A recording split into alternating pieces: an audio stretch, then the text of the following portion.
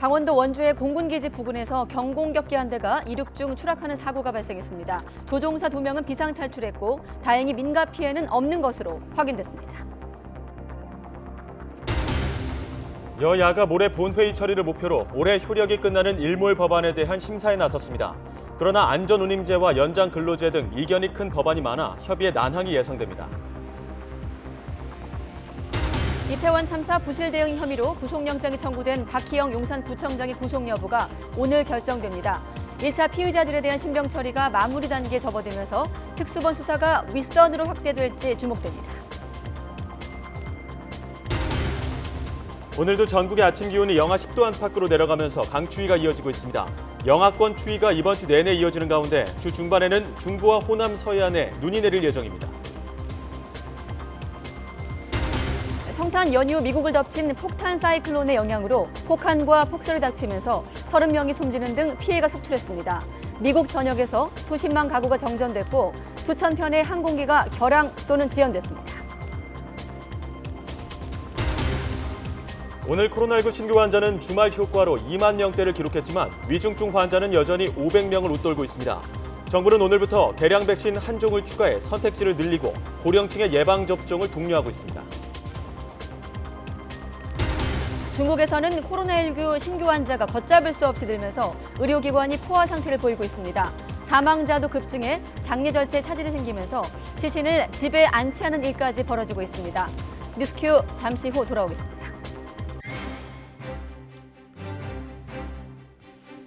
여러분 안녕하십니까? 가장 빠른 종합뉴스 뉴스큐 시작합니다. 2022년의 마지막 월요일, 오늘은 양당 의원들과 함께 국민의힘 당권 경쟁, 또 민주당 이재명 대표의 검찰 소환 이슈까지 전국 분석하겠습니다. 기자와 국회의원실을 사칭해 외교 안보 전문가를 노린 북한 해킹 조직이 있습니다. 조직명이 김숙희인데 경찰 사이버 테러 수사대 팀장과 추적 과정 알아보겠습니다. 내년도 예산안을 지각 처리한 여야가 오늘부턴 국회 상임위원회별로 올해 말 효력이 종료가 되는 일몰 조항 법안 심사를 시작했습니다. 연장 근로제와 함께 안전운임제를 두고도 이견이 커서 난항이 예상됩니다. 취재기자 연결합니다. 정유진 기자. 네, 국회입니다. 일몰 법안 논의 본격적으로 시작됐죠? 오늘 오후 3시부터 국회 환경노동위원회에서는 30인 미만 사업장은 주 52시간에 추가로 8시간 특별 연장 근로를 허용하는 것을 연장하는 근로기준법 개정안을 심사하고 있습니다.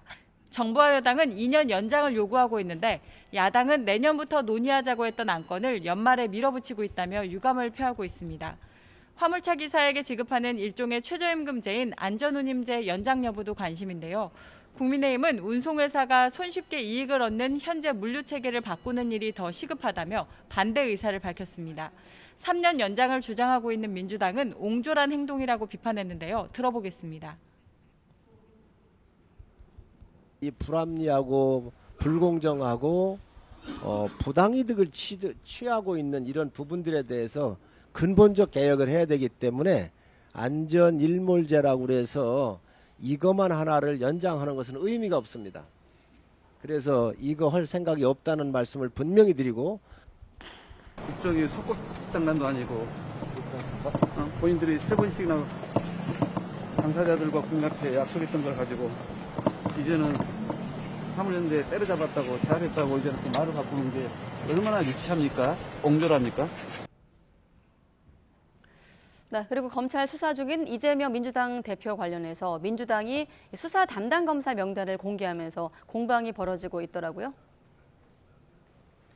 명단 공개 논란과 관련해 한동훈 법무부 장관은 공당인 민주당이 개인 문제를 모면하려고 법치주의를 훼손하고 있다고 강하게 비판했는데요. 오늘 출근길 발언 들어보시죠. 이건 이재명 대표 개인의 형사 문제입니다. 개인의 형사 문제를 모면해 보려고 공당의 공식 조직을 동원해서 적법하게 공무를 수행 중인 공직자들의 좌표를 찍고 조리돌림 당하도록 공개적으로 선동하는 것은 법치주의를 훼손하는 겁니다. 국민의힘 역시 아무 관련이 없는 민주당이 나서 검사들의 좌표를 찍는 것은 기괴한 일이라면서 이재명 대표를 향해 당당하게 조사를 받으라고 압박했습니다. 이재명 대표가 망하고 민주당이 망하는 것은 좋습니다만은 민주당은 국회 일당입니다. 그 과정에서 국회가 망가지고 대한민국이 망가집니다. 이에 대해 민주당은 검사 걱정은 말고 국민 걱정부터 하라고 맞받았습니다. 박찬대 최고위원은 오늘 아침 회의에서 오히려 국민의 기본권을 보장하려면 검사에 관한 정보를 더 공개해야 한다고 주장했습니다.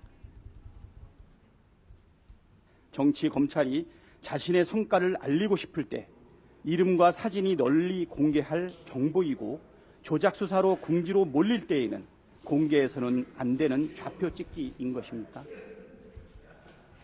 이런 가운데 민주당은 회의를 거쳐 이재명 대표가 검찰 소환에 불응하기로 최종 결정했습니다. 네, 국민의힘은 차기 전당대회 일정을 확정했죠. 내년 3월 8일 잠실 핸드볼 경기장에서 열기로 했습니다. 정진석 비대위원장은 오늘 아침 회의에서 이런 계획을 밝혔습니다.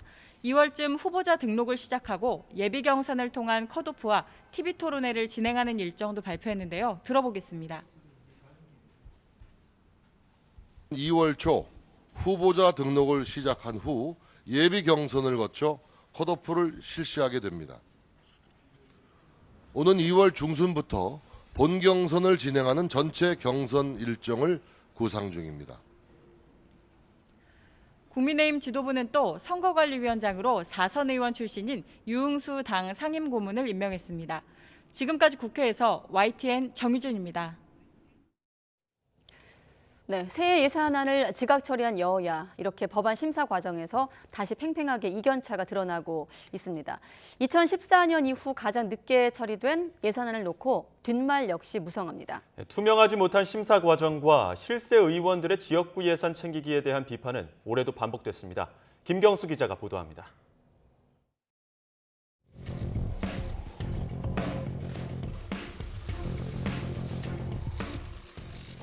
내년도 정부 예산안은 성탄절 전날 새벽 법정 시한을 22일 넘기고서야 간신히 국회 문턱을 넘었고 여야는 일제히 죄송하다고 고개를 숙였습니다.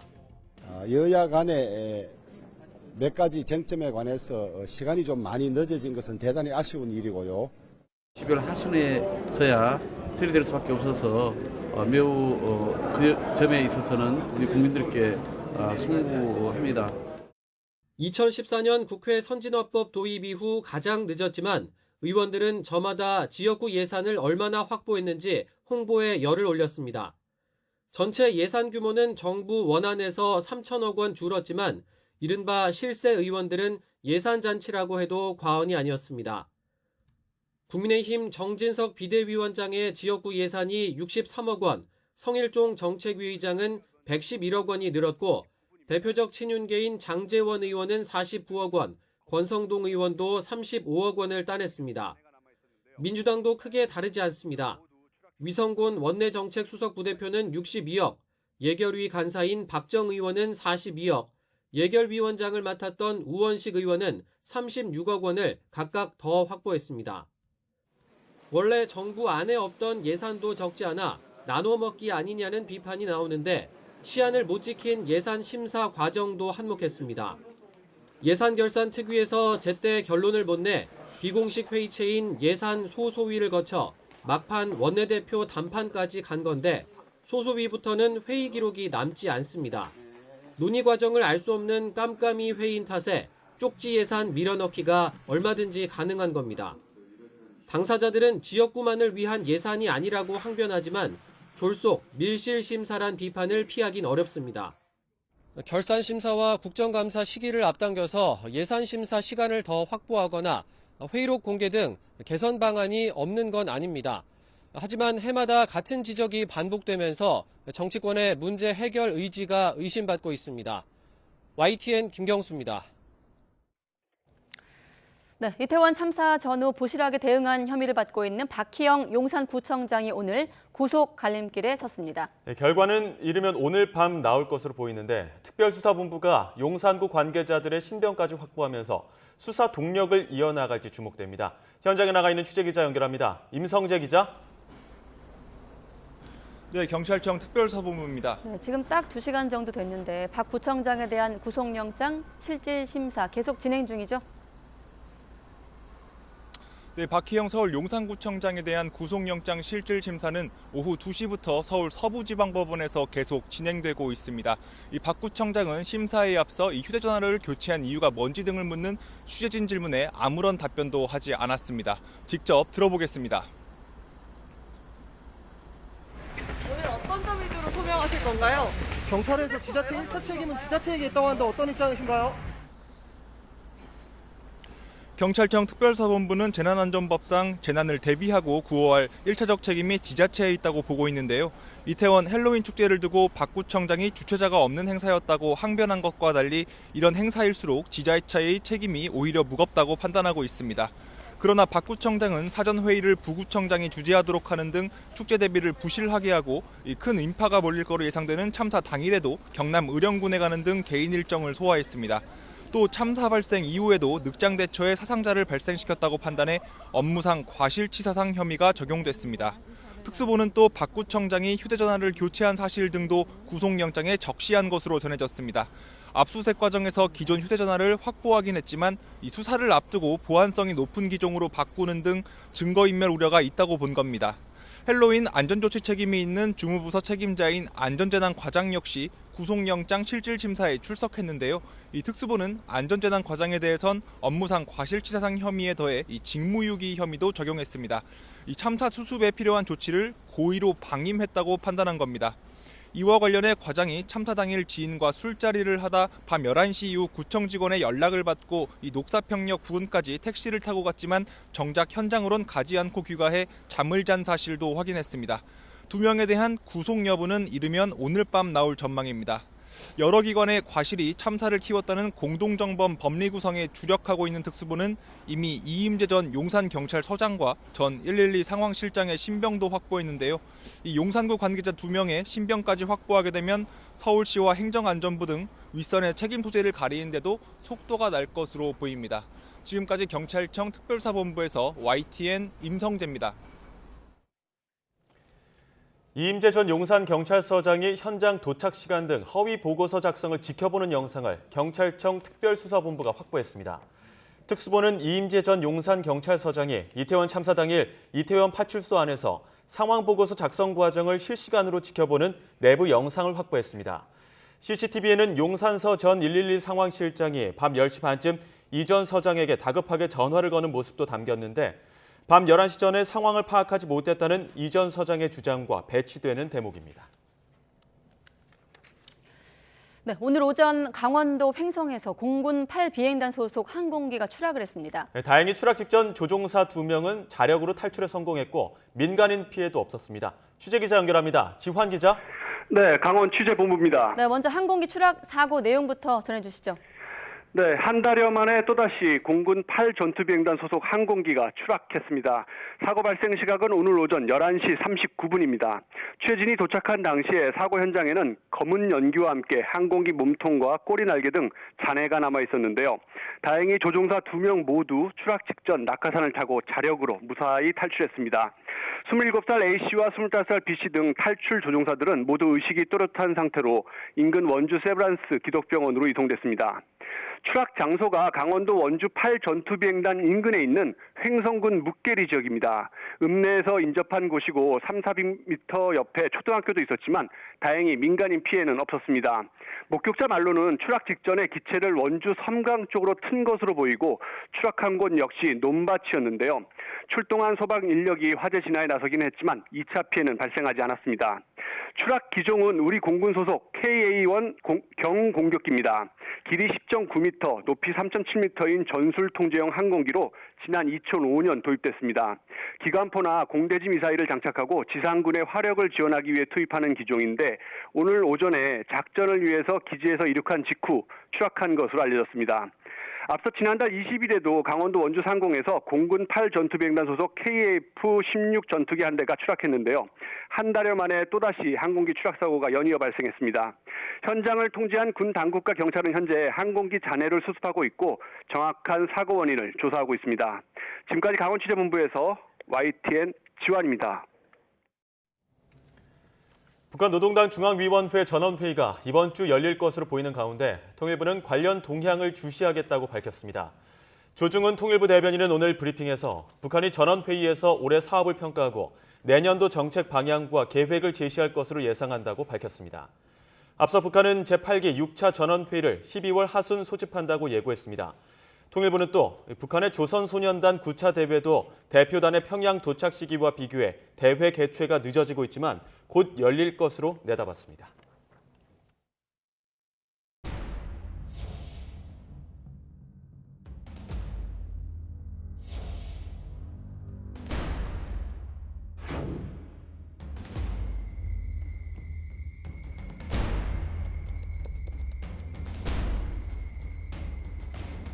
그 정교함에 깜짝 놀랐습니다. 저도 처음에는 이 피싱 메일을 보내면서 저의 의원실 보좌진이 보낸 메일인 줄 알고 직접 보좌진들에게 확인까지 했었습니다.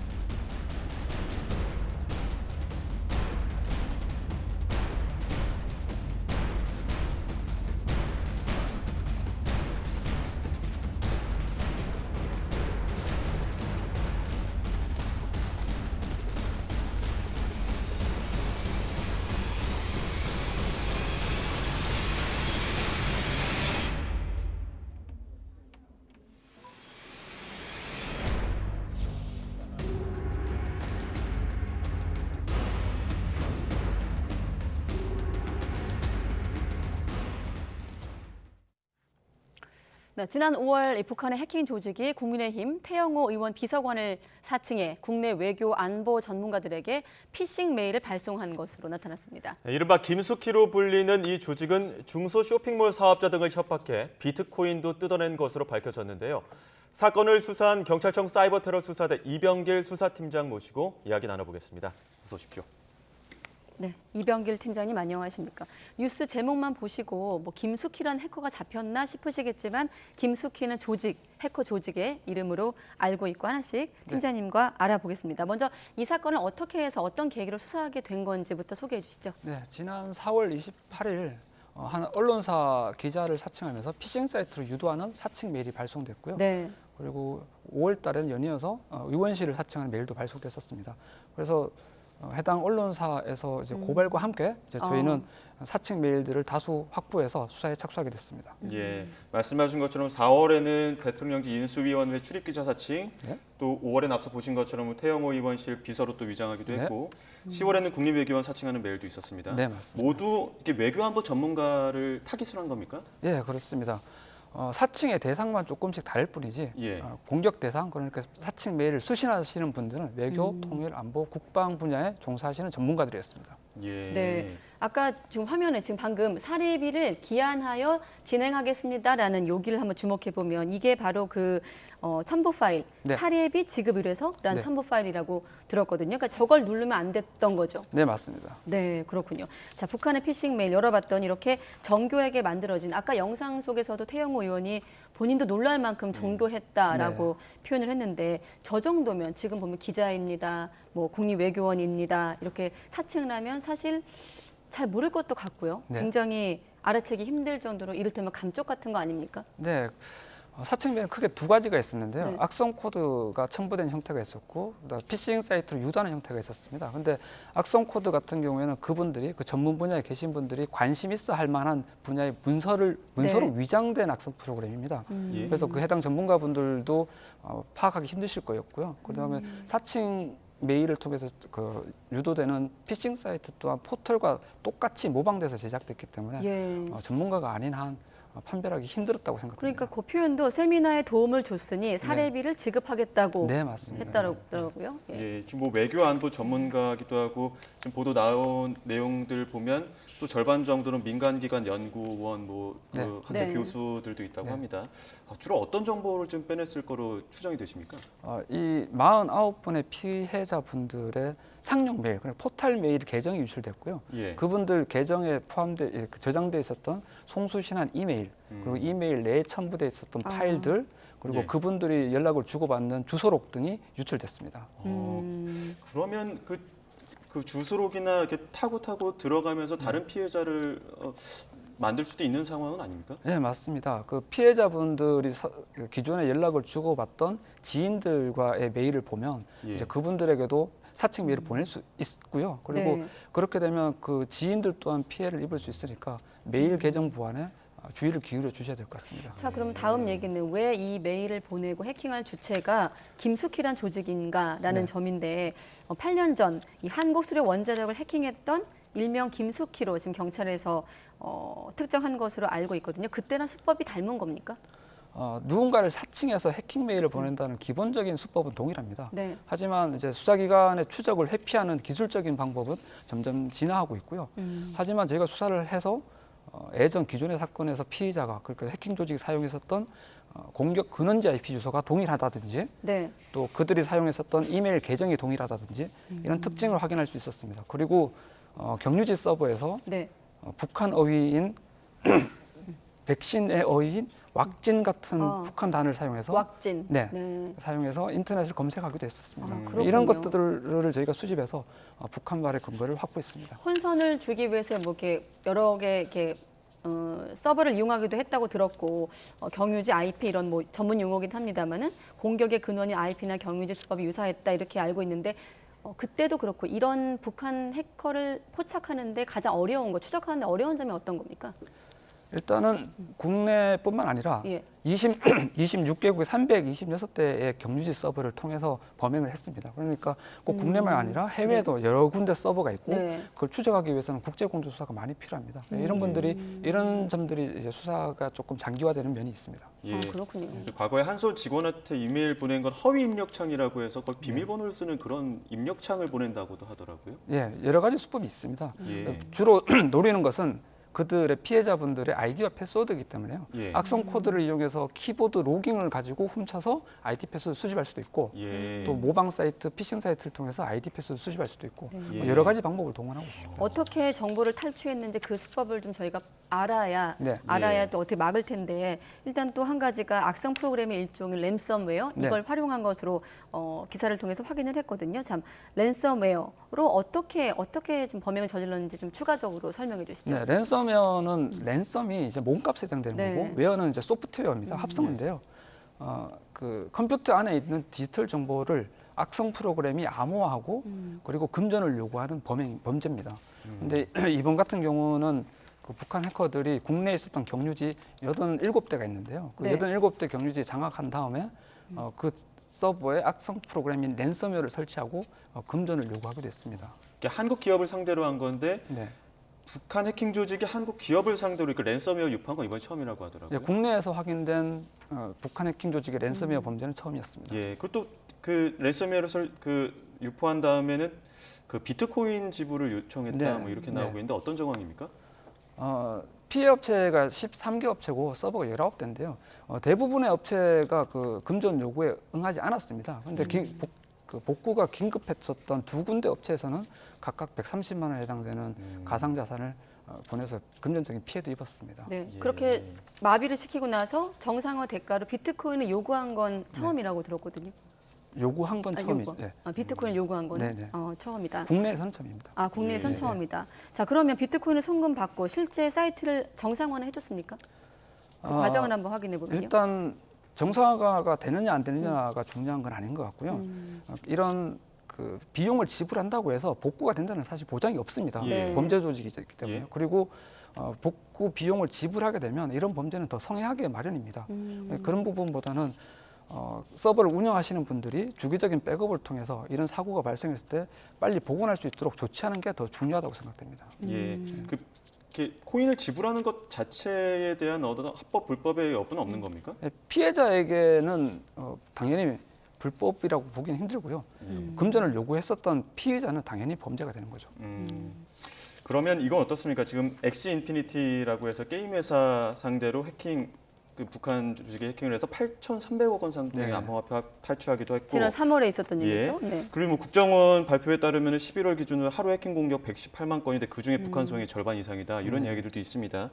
최근에 이렇게 안보 기밀뿐만 아니라 코인 같은 가상자산을 북한이 노골적으로 노리는 이유, 여기엔 어떤 요인이 있다고 보십니까? 저희 수사기관의 입장에서 보면 이런 사칭 메일을 발송하는 범죄에서 여러 가지 금전이 필요한 경우가 있습니다. 예. 예를 들면 서버를 임대하거나 아니면 IP 주소 세탁을 위한 서비스를 결제하거나 이럴 때 금전이 좀 필요한데요. 예. 이런 금전을 충당하기 위해서라도 비트코인을 노리는 범죄는 계속될 거라고 생각됩니다. 예. 네, 혹시 뭐 북한의 도발과 좀 관련된 부분도 있을까요? 이를테면 북한이 올해 굉장히 무력 도발을 여러 번 크게 대형 도발을 많이 하지 않았습니까? 네, 그때마다 이런 얘기가 나오기도 했었는데 혹시 그런 연관성에 대해서는 팀장님은 어느 선까지 알고 계신가요? 저희는 수사기관이기 때문에요. 그렇죠? 그 북한의 그 관계와 이 범죄와의 관계를 결합해서 설명드리기 좀 어려울 것 같습니다. 네, 알겠습니다. 혹시나 해서 한번 여쭤봤는데, 네. 자, 끝으로 김숙희 일당의 피싱 메일 공격이 이렇게 외교 안보 전문가에게만 국한되는 일이 이제 지금 나온 사례들로 보면 외교 안보 전문가를 일단 국한내고 제안해서 수행을 저지른 것으로 보이는데 이 대상이 확대될 가능성은 없는지 그리고 끝으로 이 해킹 피해를 막기 위한 예방법까지 알려주시죠. 대상은 점점 더 폭넓어질 거라고 예상이 되고요. 예. 이 전문 분야, 외교, 국방, 안보 이런 분야에 종사하시는 분들뿐만 아니라 모든 분들에게 해당되는 내용인 것 같습니다. 일단 발신자가 불분명한 이메일을 수신했을 때는 주의를 기울이셔야 될 것 같고요.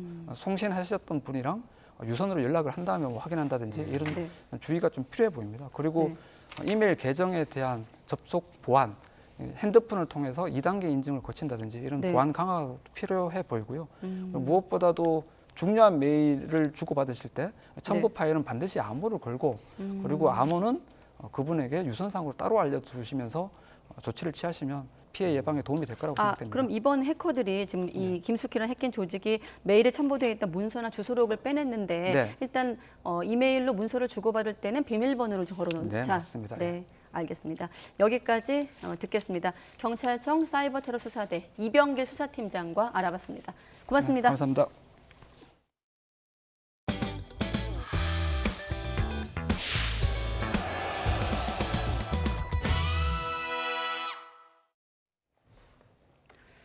네, 화물연대 파업 사태 이후 정부가 노동개혁에 고삐를 바짝 쥐고 있습니다.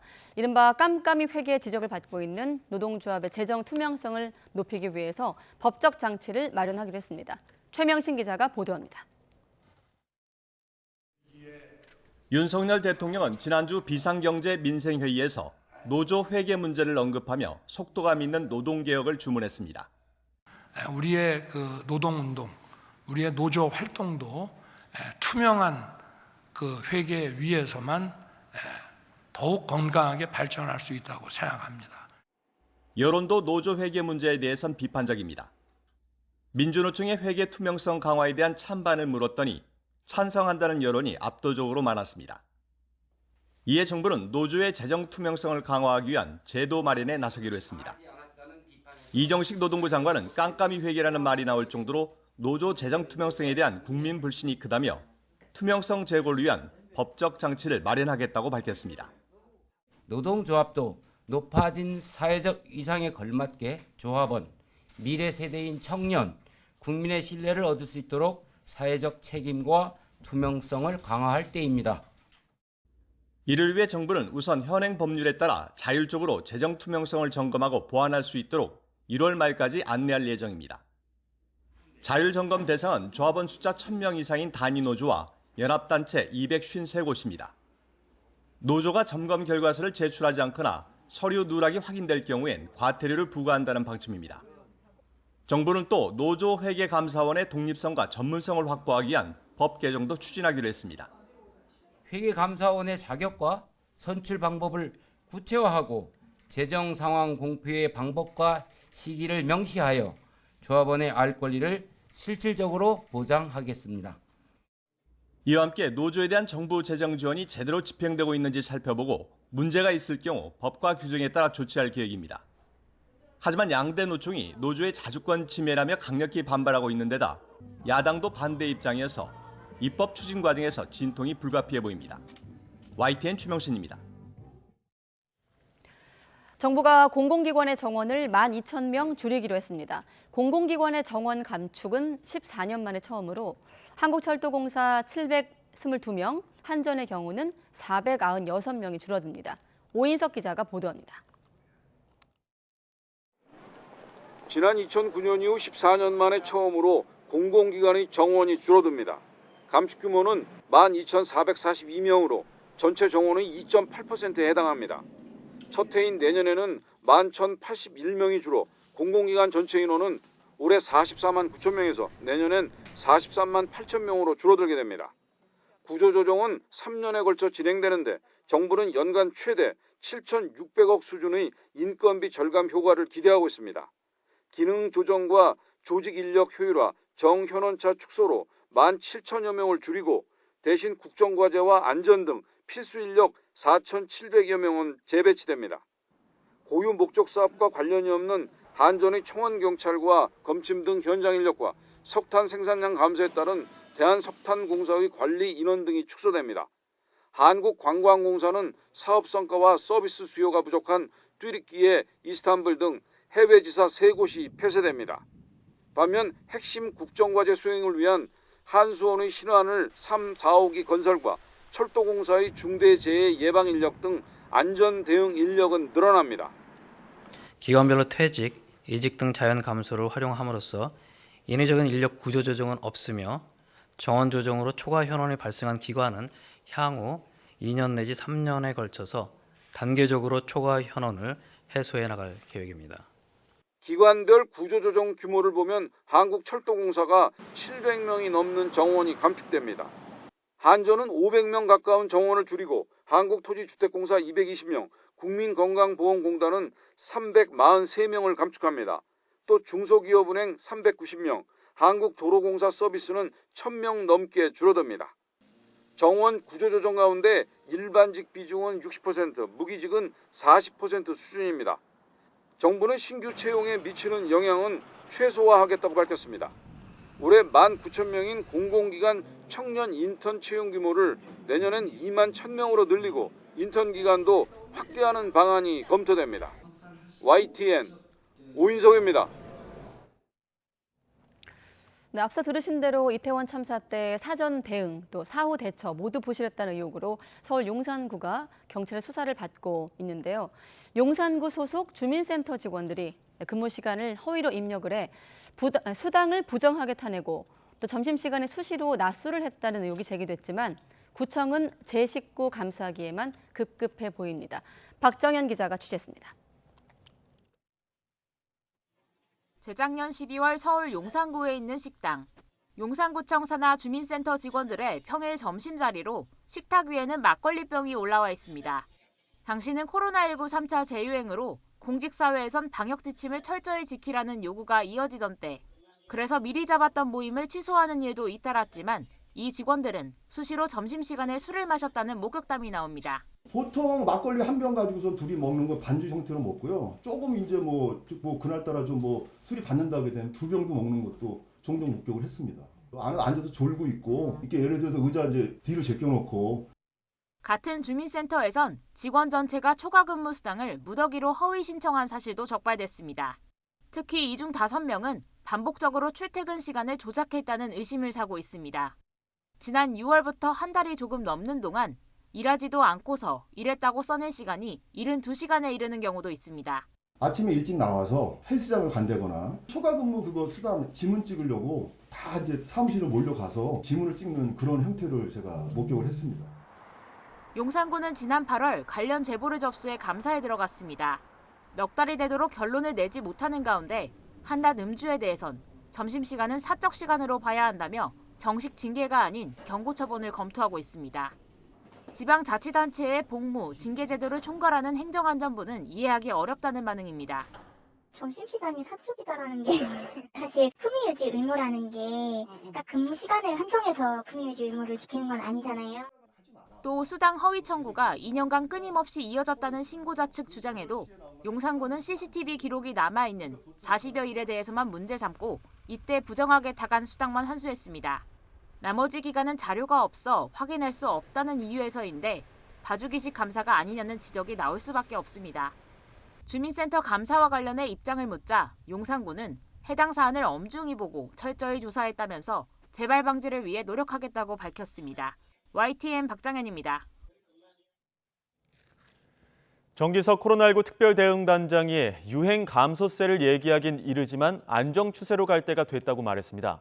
오늘부터 코로나19 예방접종을 할 수 있는 개량 백신 종류는 4개로 늘어났습니다. 취재기자 연결합니다. 장하영 기자. 네, 사회 2부입니다. 네, 월요일이라 국가감염병 위기대응 자문위원회 브리핑 있는 날인데 방역당국 브리핑 내용부터 전해주시죠. 네, 이 자리에서 정기석 코로나19 특별대응단장은 감소세가 시작됐다고 보느냐는 기자 질문에 아직은 그렇지 않다면서도 벌써 한 2달간 유행이 계속되었기 때문에 이제는 안정 추세로 갈 때가 됐다고 말했습니다. 또 한파로 사람들의 움직임이 줄어 감염 전파가 줄어들 수 있다고 말했습니다. 들어보겠습니다. 벌써 한 2달간 유행이 계속되어 왔기 때문에 이제는 어느 정도 선에서 정점을 확인하고 계속 거기에 머물거나 아니면 조금 내려가면서 이제 안정 추세로 갈 때가 되었다, 그렇게 보고 있습니다. 정 단장은 올해를 마감하며 내년에는 미래 팬데믹에 대비한 중장기 로드맵을 준비하고 다가올 일상을 준비하려 한다고 말하기도 했습니다. 오늘 0시 기준 코로나19 신규 환자는 2만 5천여 명입니다. 지난주 월요일보다는 1,000여 명, 2주 전보다는 100여 명 적은 수치입니다. 입원 중인 코로나19 위중증 환자는 583명으로 9일 연속 500명대를 이어갔습니다. 코로나19로 어제 하루 숨진 사람은 42명인데 이 가운데 60살 이상 고령층이 40명입니다. 네, 오늘부터 병원에서 맞을 수 있는 개량 백신 종류도 4가지로 늘었다고요? 네, 접종할 수 있는 개량 백신은 기존 3종류에서 4종류로 늘어났습니다. 오늘부터는 모더나의 BA4와 5 백신도 선택해서 맞을 수 있습니다. 정부가 다음 달 말쯤 실내 마스크 법적 의무 해제를 저울질하고 있는 가운데 예방접종 독려에 힘을 쏟고 있습니다.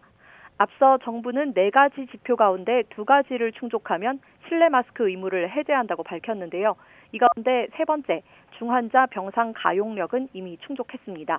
정부는 4번째 요건인 예방접종 목표율 달성이 중요하다고 강조하고 있습니다. 60살 이상의 개량 백신 접종률은 29.3%, 감염 취약시설 접종률은 49.7%로 아직 목표인 50%와 60%에 도달하지 못했습니다. 지금까지 사회 2부에서 YTN 장하영입니다. 연말 연시 중국에는 코로나19 공포가 짙게 깔렸습니다. 환자와 사망자가 급증하면서 방역당국은 일일 감염 통계를 발표하지 않기로 했고 장례 서비스의 과부하가 걸리자 아예 화장만 하는 지방정부도 나타났습니다. 보도에 김상우 기자입니다. 중국 어디를 가나 요즘 병원마다 발 디딜 틈이 없습니다. 응급실과 입원실, 수술실은 물론 안치실도 포화 상태입니다. 이로 인해 시신을 집에 안치하기도 합니다. 화장장은 24시간 풀 가동해도 밀려드는 시신을 제때 처리하기 어렵습니다. 급기야 장례 등의 서비스에 과부하가 걸리자 이를 중단하는 지방정부도 나타났습니다. 광저우 당국은 내년 1월 10일까지 연결식 등의 의식 없이 화장만 가능하다고 발표했습니다. 약도 턱없이 부족합니다. 중국 제약사들이 공장 가동을 긴급 확대하고 있지만 역부족입니다. 产量呢就是原先的50万例，现在连续生产24小时，每天增加到100万例。 의료 대응 미비로 코로나 감염 사망자가 급증하는 상황. 중국은 폐렴과 호흡부전 사망자만 코로나 사망자로 인정하는 등 코로나 사망 인정을 극도로 피해왔습니다. 특히 일일 신규 사망자가 제로로 발표되는 날이 많아 논란을 일으켰는데 이번에는 코로나 일일 통계 발표를 아예 중단했습니다. 국가위생건강위원회는 일일 통계 발표 중단을 선언하면서 앞으로 다른 기관에서 참조형 정보를 공개해 연구 등에 사용할 것이라고 밝혔습니다. 중국 방역의 실무 총사령탑의 공식 발표가 중단되면서 각 기관 간의 발표와 대응에 혼선이 예상되는 가운데 동부연안의 저장성은 하루 신규 감염자가 100만 명을 넘어섰다고 발표했습니다. 그러면서 조만간 하루 감염자가 최고 200만 명에 이르고 이런 상황이 최소 일주일가량 지속할 것으로 예상했습니다. 연말연시 저장성뿐 아니라 중국 전역에 공포의 코로나 그림자가 짙게 깔렸습니다. YTN 김상우입니다. 네, 지금 리포트 들으시던 와중에 중요한 속보가 들어왔습니다. 합참이 밝힌 내용인데요. 북한 무인기 여러 대가 우리 영공을 침범해서 우리 공군이 대응 조치에 나섰다는 속보가 방금 들어왔습니다. 네, 군은 또 앞서 강원도 횡성에서 발생한 경공격기 추락 사고가 이와 관련한 작전 지원을 준비하다 발생한 것이라고 설명했습니다. 취재 기자 연결해 자세한 내용 알아보겠습니다. 한현희 기자. 네, 국방부입니다. 네, 횡성 추락 사고와도 연관이 있고, 자, 북한 무인기 몇 대나 영공을 침범한 것으로 파악되고 있습니까? 네, 합참은 일단 수대, 그러니까 여러 대라고만 밝혔습니다. 북한 무인기가 발견된 곳은 강화도와 파주, 김포 인근입니다.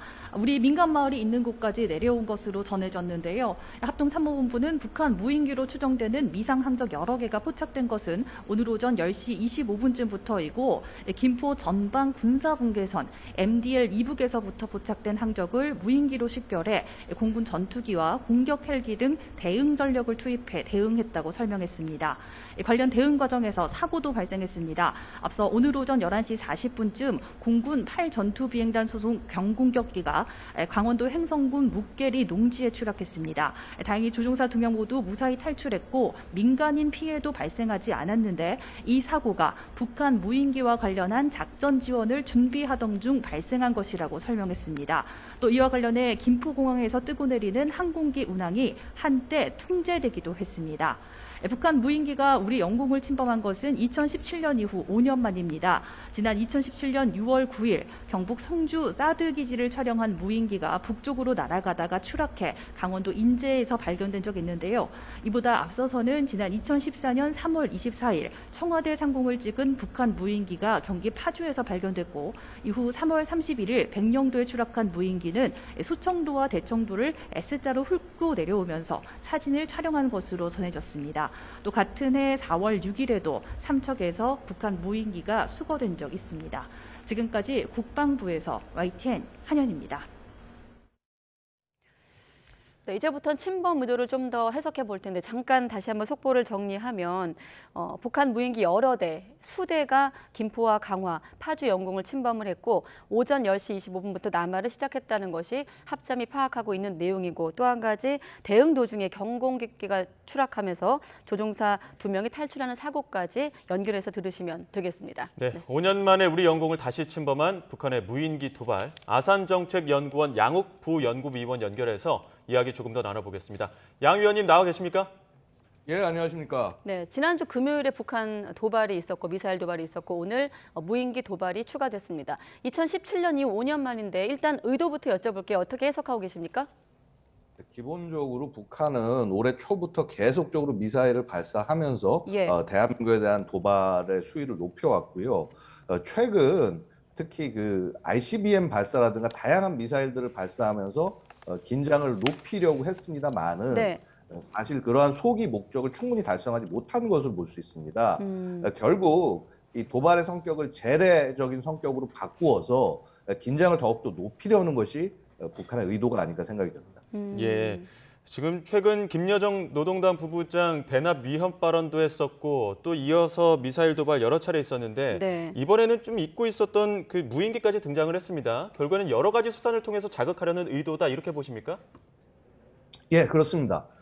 기본적으로 북한이 올해 7차 핵실험을 할 것이다라는 여러 가지 추정들이 있었습니다만은 뭐 실제 어떤 기술적 문제인지 혹은 국제정치적 상황의 문제인지 북한이 이를 실행하지 못했습니다. 그리고 계속적인 미사일 발사를 통해서 긴장을 끌어올리려고 했습니다만 사실은 그것도 충분히 성공했다고 볼 수 없는 상황이죠. 그렇다고 한다면 북한이 다음으로 취할 수 있는 행동은 바로 이러한 무인기라든가 기타 우리가 과거에 그 6년 전, 7년 전 이때 있었던 여러 가지 북한의 도발 행태들이 반복될 가능성이 앞으로 충분히 있다 말씀드리겠습니다. 네, 앞으로도 추가적으로 유사한 형태의 추가 도발은 계속될 것이다라고 이제 예상하셨는데, 자 오늘은 무인기 여러 대가 동시에 영공을 침범했습니다. 우리가 최근에 특히 올해 들어서 북한의 도발을 얘기할 때 이례적이란 말을 많이 쓰거든요. 지난달 초에는 분단 이후 처음으로 NLL 이남 지역으로 북한 미사일이 떨어진 바 있고 오늘 같은 경우는 이제 5년 만에 무인기가 도발을 했는데 어떻습니까? 그 당시에도 9.19 군사합의 위반이다 이런 얘기가 나왔었는데 아직은 여기에 대해서 우리 정부가 어떤 입장을 밝힌 건 없거든요. 자, 9.19 군사합의와 맞물려 질문드린다면 어떻게 보십니까? 네, 9.19 군사합의는요, 기본적으로 MDL 근처까지 오지 말라는 것입니다. 네. 그래서 수 킬로미터 이내까지 항공기를 접근하지 않음으로써 긴장을 높이지 말자는 건데, 지금 이거는요, 네. 9.19 합의 위반 정도가 아니라 우리 영공을 침범해 들어온 사안이에요. 네. 그래서 9.19 군사 합의보다 훨씬 더 중대한 위반이다라고 말씀을 드릴 수가 있습니다. 그리고 사실은 이러한 행위를 나중에 뒤늦게 발견을 해서 네. 대응하지 못했던 것이 과거의 모습이라면 네. 현재는 그나마 대응에는 나선 모습으로 볼 수가 있는데 네. 그럼에도 불구하고 이것에 대해서는 조금 더 단호한 대응이 필요한 것이 아닌가 말씀을 드릴 수 있겠습니다. 네, 단호한 대응이라면 어떤 게 있을까요? 우리가 북한 도발할 때마다 적지 않은 전문가들께서 북한이 노리고 있는 아까 소기의 목적이라는 표현을 쓰셨는데 북한이 우리로 하여금 오히려 9.19 군사합의를 파기하자 이런 어떤 우리로 하여금 이런 걸 좀 끌어내려는 의도가 있다는 분석도 있었는데요. 근데 사실은 그걸 지금 넘어선 상황입니다. 9.19 군사합의 파기 정도가 아니라 네. 지금 대한민국 영공에 들어와서 함부로 이렇게 비행을 하는 행동을 하게 된 것이고요. 네. 이것은 격추해야 하는 것이 맞습니다. 이것을 뭐 요격을 하든 격추하든 어떤 형식으로든 네. 국내에 돌아다니지 못하게 하는 것이 그것이 당연히 맞는 행동이고요. 이것은 9.19 군사합의와 거의 관계없이 그 이전의 문제라고 할 수 있습니다. 대한민국 영공 안에 확인되지 않은 비행체가 들어와서 활동하는 이것을 우리가 용서할 수가 없는 것이고요. 만약에 민간인이 함부로 드론을 날리기만 해도 체포가 될 수 있는 상황인데 네. 이렇게 마치 자기 집 마당을 드나들듯 비행하는 것을 그냥 내버려 둔다. 이것은 도저히 용서할 수 있는 일이 아닌 것이죠. 네. 예, 앞서 저희 국방부 취재기자 연결해서도 그 이야기를 했지만 한 대가 아니라 수대가 들어왔습니다. 여러 대가 들어왔다는 거는 우리 군의 그 동시다발 대응력을 시험하려는 의도가 있다. 이렇게도 해석해 볼 수 있는 겁니까? 충분히 그럴 수 있습니다. 뭐 동시다발 대응 능력도 대응 능력이지만은 기본적으로 북한의 의도는 최대한 우리 군을 괴롭히고 힘들게 만들고 그다음에 혹시라도 조금이라도 있을 대응에 허점이 생기면 그것을 통해서 우리의 능력을 폄하하기 위한 그런 고도의 심리전적인 성격입니다. 사실 지금 저 드론이 좀 더 자세한 것을 확보해봐야 알겠습니다만은 네. 2014년에 보냈던 드론에 비해서 커다란 차이가 없습니다. 그렇다라고 하는 것은 사실 군사적 위협은 그닥 높지 않다고 할 수 있겠죠. 하지만은 저러한 것들이 계속적으로 대한민국에 드나들도록 이렇게 우리가 방관하게 하는 것, 그래서 사람들이 무디게 만드는 것, 이것이 사실은 북한의 궁극적 목표 중에 하나가 될 수도 있을 것입니다. 네. 즉 소위 우리가 살라미 전술이라고 해서 이렇게 자꾸 조금씩 침범에 들어가면서 마치 이것이 뭐 대단한 것이 아닌 것처럼 만들려고 하는 것이 북한의 의도가 아닌가 말씀드릴 수 있습니다. 네, 과거에 있었던 국내에서 발견된 북한 무인기의 재원을 좀 소개해 드렸는데 2017년 같은 경우는 그러니까 이제 물론 큰 틀에선 북한의 도발의 어떤 추가적인 도발의 일환이겠습니다만 무인기가 어떤 역할을 하려고 왔을까라고 한번 질문을 드려본다면 5년 전과 비슷한 목적일까요? 어떤 걸 좀 목적으로 했다고 볼 수 있을까요? 기본적으로 지금 북한이 계속적으로 강조하는 것 중에 하나가 얼마 전에 정찰 위성이라고 그래서 굉장히 좀 조악한 수준의 것을 발사를 한 적이 있는데 마찬가지로 지금 이 북한의 무인기라는 것도 수준이 상당히 조악한 것은 맞습니다. 그리고 심지어는요 지금 저 북한 무인기가 북한이 개발한 것이 아니라 중국제 민간용 상용 드론을 가지고 그렇게 활용을 한 것입니다. 그래서 지금 과거 발견된 기종들을 보면은 실시간으로 통제를 하고 비행을 하고 그다음에 실시간으로 자료를 보내고 그런 능력이 없습니다. 그냥 이 항공기에다가 사전에 비행 경로 입력을 시키고 일반 상용 카메라 장착을 해서 촬영만 해서 돌아오게 하는 그런 성격의 것이라고 했습니다. 그래서 상대적으로 뭐 군사적 위협이나 이런 부분은 상대적으로 낮긴 합니다만 네. 그럼에도 불구하고 저것이 실시간 정찰 능력을 위해서 북한이 사용할 수가 있는 것이고요. 네. 그러니까 뭐 실시간이면 근실시간이겠죠. 나중에 찍고 온 거를 분석해야 되니까. 네. 하지만 그래서 저런 것들을 내비두는 것 자체는 있을 수 없는 일입니다. 그렇기 때문에 우리가 이런 하나하나에 대응을 하고 이렇게 가급적이면 저것을 무력화시켜야 되는 것입니다. 예, 지금 지금까지 알려진 바로는 2014년에 있었던 그 무인기와 크기는 비슷하다 이렇게 나오곤 있습니다. 그런데 미 방산업체 쪽에서는 지금 북한 그 공항에서 공군기지에서 새로운 무인기가 포착됐다 이런 이야기도 전해지고 있거든요. 북한의 무인기 기술력은 어느 정도쯤 진전이 됐다고 보십니까? 지금 뭐 크게 공개된 것은 없습니다만 네. 김일성 종합대학이라든가 기타 학술기관이나 이런 데서 자체 무인기를 개발했다라고 하면서 보여주는 것들이 많이 있습니다. 네. 분명히 2014년이나 17년보다는 많이 발전했을 거라고 볼 수가 있습니다. 굉장히 그 김정은이 관심을 갖는 분야 중에 하나로 알려지고 있고요. 네. 그리고 이제 보면은 올해 한 4월 정도인가 이 민간 상용 위성을 통해서 굉장히 거대한 크기의 마치 무인기처럼 보이는 그런 기체 모양이 확인된 바가 있습니다. 이것은 마치 지금 뭐 우크라이나 전쟁에서 활약을 한 바이락타르나 뭐 기타 여러 국가에서 활용하는 그 장기간 체류할 수 있는 중고도 이상급의 무인기, 북한이 분명히 관심을 갖고 개발하고 있는 것으로 볼 수 있겠습니다만은 지금 일단 현재 들어온 것은요. 네.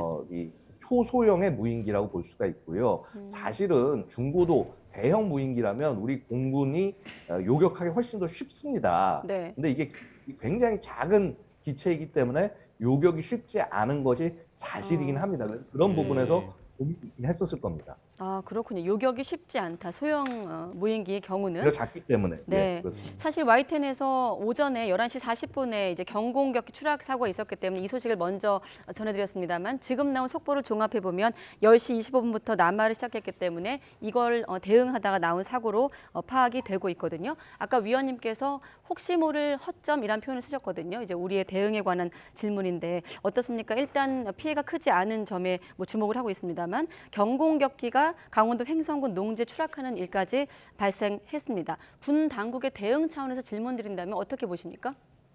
일단 적의 무인기를 발견했다. 초소형 무인기 발견이 쉽지가 않습니다. 근데 이것을 발견하고 대응에 나섰다라는 점은 굉장히 이전보다는 발전한 모습이다라고 말씀을 드릴 수가 있습니다.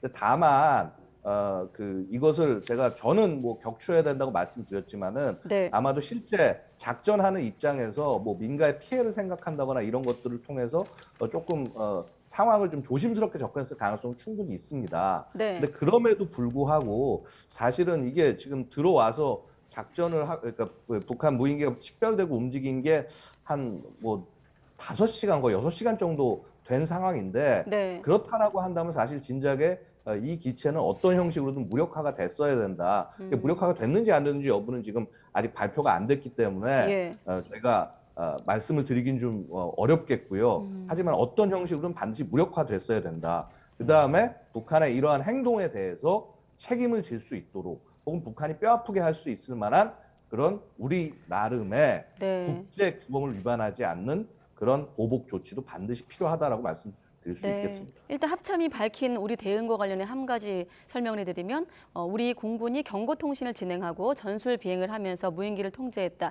일반 시민들도 육안으로 확인이 가능할 정도였다는 설명이 있었고 무인기가 민간 피해가 없을 만한 지역에 도달했을 때 대응 사격으로 격추했다고까지 알려지고 있습니다. 예, 지금 뭐 북한 무인기 침범 때문에 인천 김포공항 항공기 일시 중단되기도 했었는데 네. 이렇게 무인기가 민항기 운항에도 적잖은 영향을 미치는 거죠? 당연히 그렇습니다. 왜냐하면 심지어는 우리 민간에서도 드론을 굉장히 많이 활용하지 않습니까? 예. 이런 민간 드론들이 자칫 잘못해서 이 항공기가 이착륙하는 공역에 들어오게 되면은요, 당연히 비행이 취소가 됩니다. 뭐 이것은 뭐 북한이 아니라 민간에서도 충분히 일어날 수 있는 일이라고 할 수 있고요. 그거에 대한 조치를 취한 것은 굉장히 잘했다라고 말씀을 드릴 수가 있습니다. 그리고 뭐 아까 우리 군의 조치와 관련돼서 말씀하셨지만 격추를 했다라고 하는 것은 너무나 당연하고 굉장히 우리 군이 잘한 조치라고 말씀을 드릴 수 있겠습니다. 네, 알겠습니다. 자, 아무튼 아까 위원님께서도 조악하다 이런 표현을 쓰셨는데 국내 전문가들이 조악하다는 표현을 쓰면서 정찰 위성에 대해서 김여정 부부장이 또 발끈을 하는 담화문을 발표했고 이후 미사일 도발 그리고 오늘 무인기 도발까지 이어진 상황입니다. 마침 또 북한이 대규모 열병식을 준비하고 있다 이런 보도도 있는데 어떻습니까? 북한이 어떤 식의 도발을 또 해올까요?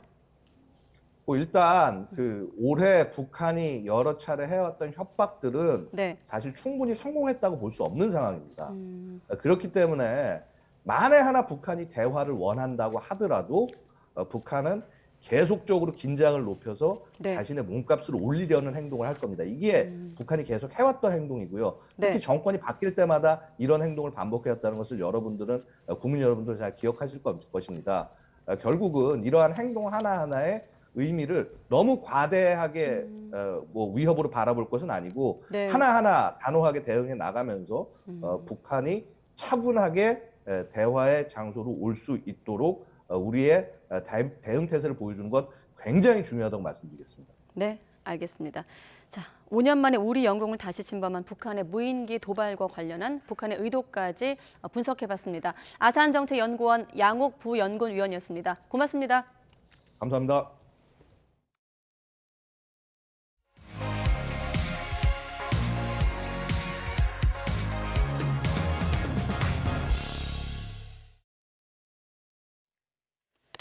네, 코로나19가 다시 확산하고 있는 일본에선 이전 유행에 비해서 사망자가 눈에 띄게 늘고 있습니다. 일본 정부는 입국 규제가 사실상 모두 풀린 가운데 폭발적으로 감염이 늘고 있는 중국 여파에도 긴장하고 있는 분위기입니다. 도쿄 이경화 특파원이 취재했습니다. 일본에서 코로나 사태 이후 가장 많은 감염자가 나온 지난 8월 중순. 일주일간 하루 평균 22만 명 가까이 감염됐고 260여 명이 숨졌습니다. 재유행이 본격화한 최근 일주일은 전과 뚜렷한 차이가 나타납니다. 감염자는 당시보다 하루 5만 명 이상 적지만 매일 20명 넘게 더 많이 사망한 겁니다. 일본 내 주류가 된 오미크론에 대응한 백신은 접종 석 달이 지났지만 국민 32%만 접종한 것으로 나타났습니다. 이번에는 계절성 독감이 코로나와 동시에 유행하고 있는 점도 방역 당국의 고민입니다. 8波プラスアルファと言ってもいいのかもしれません。医療提供体制が厳しいですよというそのことについての皆さんに警戒を呼びかける。 3년 만에 코로나 규제 없는 연말 연시를 맞아 감염은 더 확산할 것으로 예상됩니다. ピークを迎えて一時少し下がってくるのではないかというようなことも考えておったのですが、そのような事態にはならず、今後感染がまだ広がっていく可能性は大いにあるわけであります。 일본 정부는 감염이 폭발적으로 늘고 있는 중국 상황이 국내에 미칠 영향에도 긴장을 늦추지 못하고 있습니다. 지난달 중국에서 2만 명 넘는 사람이 일본에 들어왔습니다. 입국 규제가 사실상 모두 풀린 가운데 새로운 변이의 유입 가능성을 배제할 수 없게 된 겁니다. 主要国の水際措置の状況等を踏まえながら適切に判断していくこととしています。今後新たに WHO で懸念すべき変異株として指定されるような事態が発生する場合には当然のことながらこれに機動的に対処していく。 일상 회복과 함께 일본 사회에서 코로나에 대한 경계심은 전 같지 않은 상황입니다. 이런 분위기 속에 이번 유행의 정점은 연말 연시를 지나 내년 초 찾아올 것으로 전문가들은 내다보고 있습니다. 도쿄에서 YTN 이경화입니다. 네, 국민의힘 전당대회 룰과 일정이 확정되면서 당권 주자 간의 경쟁도 본격화하고 있습니다. 또 이재명 민주당 대표에 대한 검찰 소환조사 통보일도 이틀 앞으로 다가오면서 여야가 치열한 신경전을 벌이고 있습니다. 오늘 정치권 다양한 뉴스들 조경태 국민의힘 의원 또 안민석 더불어민주당 의원과 짚어보겠습니다. 네, 안녕하십니까? 네, 반갑습니다. 네, 앞서 북한 관련 속보를 좀 숨가쁘게 진행했더니 제가 좀 숨이 찼습니다. 자, 크게 보면 국민의힘 당권 경쟁, 또 이재명 대표 소환 관련 이슈, 또 사면 얘기까지 좀 해볼 수 있을 것 같은데 먼저 국민의힘 얘기로 시작을 하겠습니다. 날짜가 내년 3월 8일로 정해졌죠? 네, 3월 8일로 아마 할 것 같습니다. 네, 그러면 일정도 정해졌기 때문에 이렇게 뭐 출마 선언, 공식적인 선언이 좀 줄을 이을 것으로 예상되고 있는 건가요, 분위기상? 네, 뭐 저는 다음 주에 할 거고요. 내일부터 아마 쭉 하실 분들 줄줄이 선언하실 것 같은데요. 네, 그러면 조경태 의원님 다음 질문이었는데 언론에서 주자로 계속 거론되고 계신데 다음 주에 그러면 공식적으로? 네, 저는 다음 주쯤에 하려고 합니다. 네. 2023년 토끼띠 때 하려고 알겠습니다. 합니다. 네. 혹시 출마의 변을 미리 좀 짧게 들을 수 있을까요? 저는 개인적으로 우리 정치가 개혁되고 안정이 돼야만이 경제나 사회 문화 전반에서 안정이 된다 보고 있고요. 네. 그러기 위해서는 뭐 야당 탓만 하지 말고 우리 여당 스스로가 정치 개혁을 통해서 국민들께 좀 더 믿음을 줄 수 있는 그런 정당으로 거듭나야 된다 보고 있고요. 그러는 면에서는 3패 개혁 운동하고 있거든요. 그 첫 번째로 비례대표제를 폐지하는 거 하나 하고요. 두 번째로 국회의원이 가지고 있는 면책 특권, 특권 내려놓기, 특권 폐지를 주장하고, 세 번째는 정당에서 수백억씩 받고 있는 정당 국고보조금 폐지를 통해서 저는 정치 개혁을 좀 부르짖고 있습니다. 네, 알겠습니다. 후보 등록은 내년 2월 초에 시작하는 것으로 알고 있는데 어떻습니까? 상대당이신데 국민의힘 어떤 이런 주자들 간의 신경전이 치열해지고 있는 요즘의 상황 어떻게 보고 계세요? 아직까지 이제 100일 가까이 남았는데요. 네. 예, 아마 평상시 1000일에 버금가는 시간입니다. 그러니까 아직까지 구도가 짜여지지 않았고요. 단지 이번 국힘의 전당대회의 관전 포인트는 딱 두 가지입니다. 누가 친윤 주자로 나설 것이냐. 또 한 가지는 반문 주자로 나선 유승민 전 대표가 반윤. 끝까지 레이스를 할 수 있을 것인가. 그 두 가지가 관전 포인트라고 보고 있습니다. 네, 그런 구도 속에서 또 최근에 많이 거론되고 있는 단어가 김장연대인데 뭐 많이 들으셨겠습니다만 지난주에 이재호 고문님께서는 3월에는 김장이 끝나서 김장철이 아니다라는 어떤 은유 이런 표현을 쓰셨는데 변수가 뭐라고 보세요? 저도 뭐 그 같은 표현을 썼거든요. 네. 그 김장철은 이제 12월이 이제 막바지잖아요. 그래서 그때는 꽃피는 춘삼월이니까 저는 우리 당의 당원들께서 아주 집단적 그 지성을 통해서 합리적인 후보를 저는 선출할 거라고 보고 있거든요. 아시다시피 윤석열 대통령 역시도 뭐 정치하고는 아주 무관했던 분인데도 불구하고 당원들이 어떤 국민의 염원을 힘을 입어서 어쨌든 영입해서 대통령 후보까지, 그것도 대통령까지 만든 정당의 당원이거든요. 그래서 저는 우리 당원들이 말씀 주신 대로 무슨 윤심이라고 하지만 그 윤심의 방향성이 굉장히 객관적이고 합리적으로 저는 흐를 것이다 이렇게 보고 있습니다. 아, 윤심의 향방이 객관적으로 흐를 것이다. 윤심이 아니라 당원들의 마음이. 예, 당원들의 마음이 뭐 그냥 윤심에 그냥 100% 의존하는 의존형이 아니라 어떤 후보가 당대표가 돼야만이 당도 살고 또 윤석열 대통령을 성공한 대통령으로 만들 수 있을지에 대한 그런 깊은 고민을 하지 않겠나 이렇게 보고 있습니다. 아까 안 의원도 윤심에 주목하셨는데 결국 윤심의 향배가 어떤 방향으로든 관심을 갖고 있는 상황인데 그렇다 보면 대통령의 지지율도 함께 포함해서 하나의 변수가 될 텐데 지지율 추이는 어떻게 해석하고 계십니까? 일단 이제 윤석열 대통령이 아무리 정치 경험이 없고 정치력이 없다 할지라도 철진한 김장을 담글 것 같지는 않고요. 또 설사 담근다 할지라도 그 김장이 얼마나 맛있겠습니까? 신선도도 떨어지고 제맛도 못 낼 것이라고 보는데요. 이제 그럼에도 불구하고 지금 정의태 의원님께서는 국힘 당원들의 집단지성을 강조하셨는데 이미 당원들의 집단지성을 부정하거나 무시하는 일이 지금 100주대나 벌어졌어요. 당원 100%. 기존에 7대 3이었죠. 당원 7이고 여론조사 3이었는데요. 이것을 당원 100%로 한 의도가 있지 않습니까? 이걸 국민들과 아마 국힘 당원들이 다 알고 있어요. 특정인을 배제하기 위해서 이러한 가당치 않은 룰을 만든 것이죠. 그래서 이미 어떤 상식의 도를 넘었다. 이건 정치라고 볼 수가 없고 이것은 몰지각한 유권자들을 우습게 하는 그런 행태가 이미 벌어지고 있다. 그러니까 조경태 의원님 같은 분은 뭐 친윤의 핵심이 아니니까 사실은 좀 승리해서 멀어질 수밖에 없는 것이죠.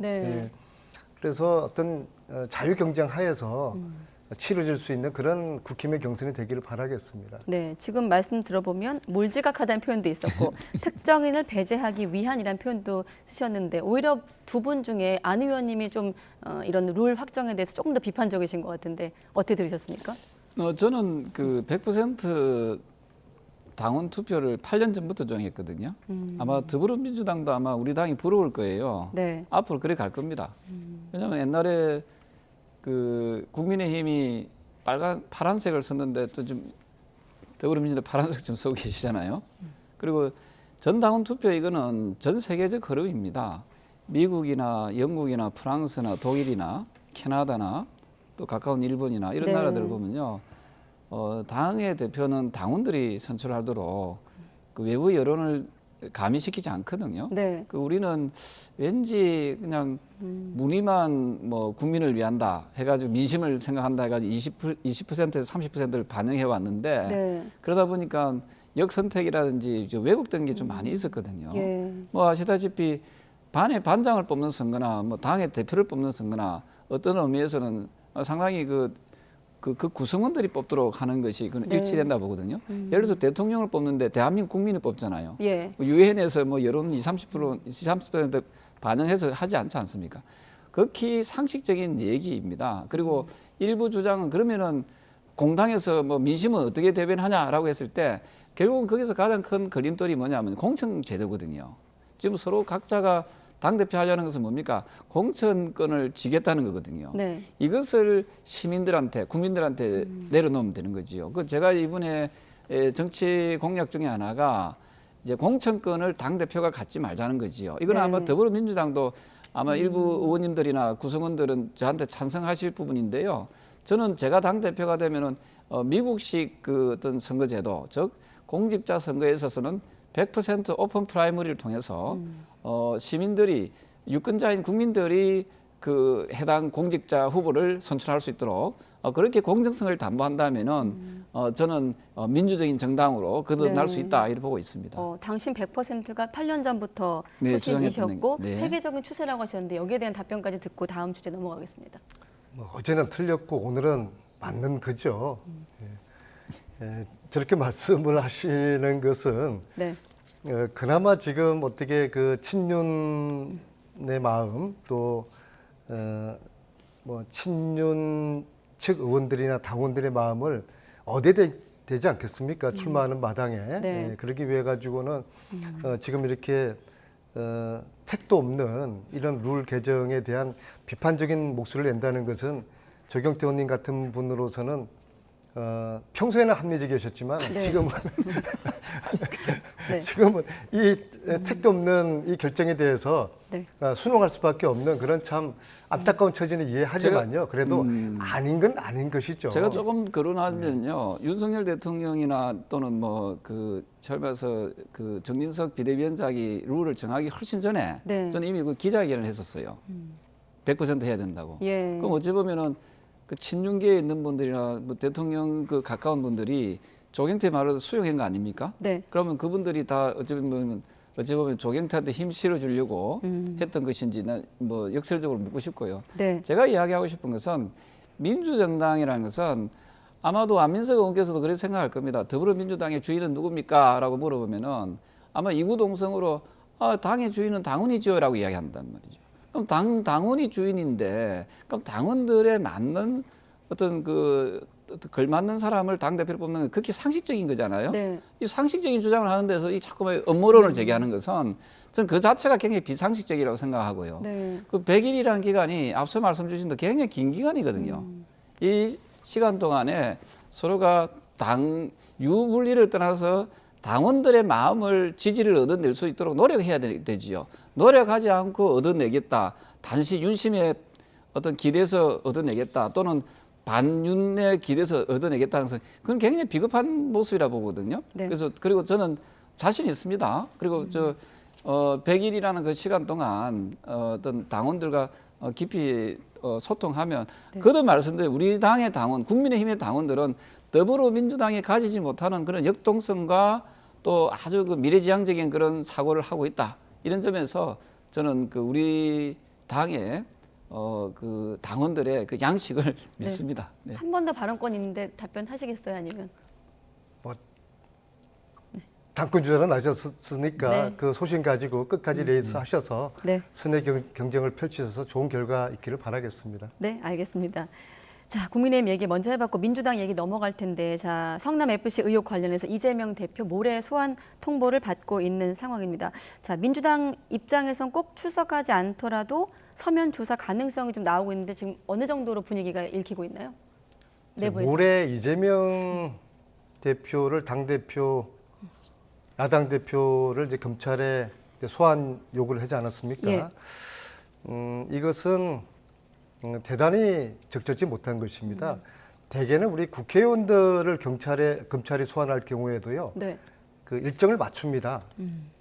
그래서 굳이 뭐 꼭 28일 이어야 될 이유는 없지 않습니까? 그리고 28일 날은 이미 광주 최고위원회의가 잡혀 있는 날에 예. 굳이 28일 날 오게 해가지고 이런 논란을 일으킨다는 자체가 바람직하지 않고요. 그래서 충분히 사전에 일정 조절을 하더라도 그러한 절차 자체가 네. 검찰의 일방적인 통보에 가까운 그런 이제 그 소환 통보였다는 점에서 문제를 지적하고 싶고요. 그다음 네. 두 번째는 지금 저희 민주당은 이 사항을 굉장히 엄중하게 바라보고 있습니다. 예. 과연 성남FC 이건이 야당 대표를 소환할 만큼의 그런 중대 범죄에 해당되는가? 역대 어느 정권도 이 야당 대표를 소환하기 위해서는 네. 국민들이 납득할 만하고 분명한 범죄 사실이 있는 그런 경우에 한해서 소환을 요구를 했는데, 이건 이 내용상 저희들이 이렇게 동의할 수가 없는 그 소환 내용이에요. 그렇기 네. 때문에 이걸 저희들은 야당 탄압으로 규정할 수밖에 없다. 그래서 이거는 28일 소환을 가고 안 가고의 그런 선택의 문제가 아니라 네. 야당 탄압에 맞서서 어떻게 이재명 대표와 민주당이 네. 맞설 것인가, 대응할 것인가의 그런 본질적인 문제고요. 당의 대체적인 분위기는 이런 야당 탄압에 네. 우리가 아주 강하게 맞서야 된다. 그게 좀 대체적인 지금 기류를 형성하고 있습니다. 네, 이 기류를 소개해 주셨는데 여기에 조금 다른 의견도 있고요. 당내 목소리 들어보고 조 의원님 생각도 한번 들어보겠습니다. 네. 다 무혐의 됐던 것이고요. 그때도 서면 조사를 통해서 다 했었던 거죠. 네, 이번도 서면 조사를 하면 되는 거고요. 대한민국 제1야당의 대표 아닙니까? 그 대표께서 나라를 위해서 할 일이 많습니다, 지금. 당당하게 임하실 거다고 생각합니다. 이순신 장군의 뭐 살고자 하면 죽을 것이고 죽고자 하면 살 것이다라고 하는 생직사 사직생 각오로 당당하게 수사에 대응하는 것이 맞다고 생각합니다. 어쨌든 사법 절차의 일부분이잖아요. 네. 일단 민주당 내 분위기는 이렇고 국민의힘 안에서는 아무래도 좀 나가서 당당하게 조사받아라라는 기류가 대체적이죠. 아니 우리 당뿐만 아니라 더불어민주당 내에도 정의로운 사람들은 당당하게 가서 조사받아라라고 하지 않습니까? 예. 이 법은 만인한테 평등해야 되고 어떤 분이 이런 말이 있어요. 나쁜 짓 하면 혼나고 죄 지으면 벌 받는 게 당연하다. 이걸 정치 보복이라고 하는 것은 이런 것은 상당히 좀 얕은 수법이다 이런 표현을 했거든요. 네. 누가 이런 말하는지 아십니까 혹시? 이재명 더불어민주당 당대표가 이런 말을 했어요. 그리고 또 하나가 도둑을 잡는 건 보복이 아니라 정의일 뿐이다. 이 말 역시도 이재명 더불어민주당 대표가 했거든요. 네. 본인이 정말 당당하고 대장동 사건 같은 경우에도 지금 이게 수사 대상에 지금 오르락내리락 그 지금 이야기가 들리고 있습니다만은 뭐 사탕 하나 받은 적이 없다고 하지 않았습니까? 네. 아마도 이 성남 FC 후원금 관련해서 정당하다라고 생각하면은 본인이 적극적으로 가서 해명하고 본인이 당당하다는 것을 보여주는 게 맞죠. 지난번에 선거법 위반으로 그때 기소가 또 이재명 더불어민주당 대표가 되지 않았습니까? 그때도 소환에 응하지 않았거든요. 이번에 소환에 응하지 않으면 아마 공식적으로는 두 번째 소환에 응하지 않는 건데 네. 과연 제1야당의 당대표가 이 법과 원칙에 어긋나는 모습들을 보여주는 것은 저는 바람직하지 않다고 생각합니다. 혹시나 아마 내일입니까? 체포 동의안이 내일 나오지 않습니까? 국회에. 만약에 이게 오후 2시 이후로 나온다면은 네. 거기에 대해서 더불어민주당이 아마 반대 의견을 낼 가능성이 매우 높다는 그 지적들이 있거든요. 예. 저는 그건 잘못됐다 생각합니다. 우리 국회의원들이 무슨 그런 그 특권 의식을 가지면 되겠습니까? 소환해서 조사받으라면 조사받아야 되고 일반인들 같으면 체포 동의안 이런 게 어디 있습니까? 바로 가서 조사를 받는 거지요. 그래서 네. 저는 국회의원이 보면 여야를 떠나서 이 특권을 내려놓는 이 정치 개혁을 저는 해야 된다 보고 있거든요. 네. 그런 의미에서 저는 이재명 더불어민주당 대표 역시도 야당 대표로서가 아니라 정말 국민을 생각하는 그런 법과 원칙을 지키는 정치인이라면은 저는 본인이 솔선수범해서 소환에 응해야 된다. 이런 입장입니다. 네, 자 일단 대표의 불출석, 체포동의안 부결로 지금 민주당의 어떤 가닥은 좀 잡혀 보이거든요. 하지만 또 민주당 입장에서는 아까 야당 탄압이라고 하셨습니다만 방탄 프레임을 또 의식하지 않을 수 없는 상황이고 아까 정진석 비대위원장 표현을 제가 연결해서 질문 드리면 왜 이재명과 함께 자폭하나라는 어떤 시선에 대해서 어떻게 보고 계십니까? 제가 그 전에 제가 조경태 의원님이나 국힘 네. 측에 또 내지는 아까 말씀하신 박용진 의원님 네. 저런 류에 당당하게 수사받으라 그렇게 말씀하시는 분께 제가 한 가지 여쭙고 싶어요. 예. 왜 김건희 여사 주가 조작 문제에 대해서는 침묵하는 겁니까? 네. 10년 전에 김건희 여사의 주가 조작 그 증거는 차고도 넘치지 않습니까? 여기 대해서는 일체 조사를 하지 않아요. 법의 형평 좋습니다. 누구나 네. 법 앞에 만인의 평등해야죠. 그러나 김건희 여사는 소환조차도 안 오고 야당 대표만 이 소환하려는 이것은 법 앞에 평등하지 못한 것이죠. 균형을 잃은 것입니다. 그래서 야당 대표를 나와서 조사를 하라고 말씀하시기 전에 김건희 여사 주가 조작도 함께 소환해라. 적어도 그렇게 이야기하시는 것이 법의 형평에 맞는 것이라고 생각하고요. 네. 그다음에 어차피 수사가 진행된 성남 FC 같은 경우에 네. 서면 조사로도 야당 대표에 대한 그 정도의 어떤 정치적인 고려는 검찰이 해야 되지 않는가 생각하고요. 네. 아까 조경태 의원님 말씀하신 아까 노웅래 의원님 건을 말씀하시는 것 같은데요. 제가 볼 때는 노웅래 의원 건이나 이재명 대표 건이나 네. 또 2014년에 야당 의원 3분이 구속돼 가지고 형을 산 적이 있어요. 예. 신계륜, 신학용, 김재윤 이 3건이 똑같은 모습을 띠고 있습니다. 즉 말하자면은 수사를 받고 있는 기업인이나 기업에게 네. 검찰이 약점을 잡고 있었어요. 네.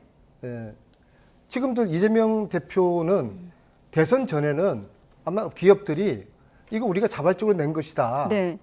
라고 대답을 했기 때문에 무혐의가 나지 않았겠습니까? 예. 대선 끝나고 난 다음에 진술이 바뀌어요. 아마 검찰이 원하는 진술이나 증거를 아마 제출했을 가능성이 높다고 봅니다. 네. 그러니까 기업이나 기업인들은 검찰이 원하는 답을 알고 있는 것이죠. 그래서 객관적인 증거 없이 진술만으로 노웅래 의원도 받지도 않았다고 본인은 주장하는데 네.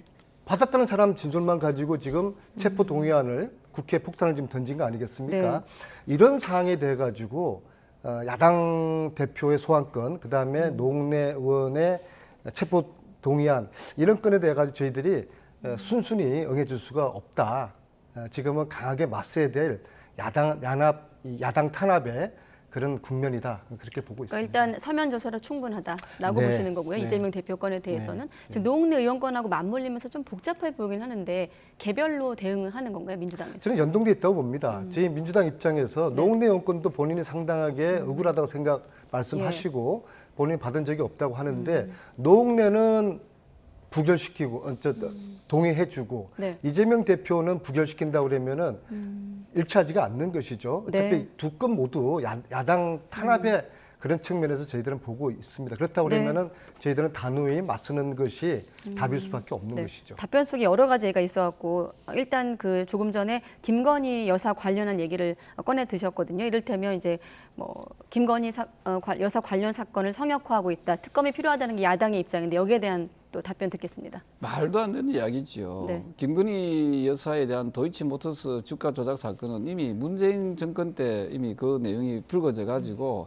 아마 철저하게 조사했을 겁니다. 그때 네. 만약에 조금이라도 나왔으면요, 분명히 그때는 검찰에서 기소했을 거고. 왜냐하면 그 당시에 그 윤석열 대통령 그때 검찰총장이었지 않습니까? 네. 얼마나 큰 갈등을 그 정권과 그 있었습니까? 예. 그 당시에 그 도이치모터스 사건에 김건희 여사가 어떤 죄를 받을 만큼의 그 중재한 그런 내용이 있었으면요 분명히 그 당시에 기소가 됐을 거예요. 네. 근데 그때 아무 문제 없었지 않습니까? 그 지금 와가지고 왜 김건희 여사 건은 그 제대로 수사 안 하느냐 하지만은 그 당시에 더불어민주당이 정권 잡았을 때는 왜 그때 철저히 수사를 안 했습니까?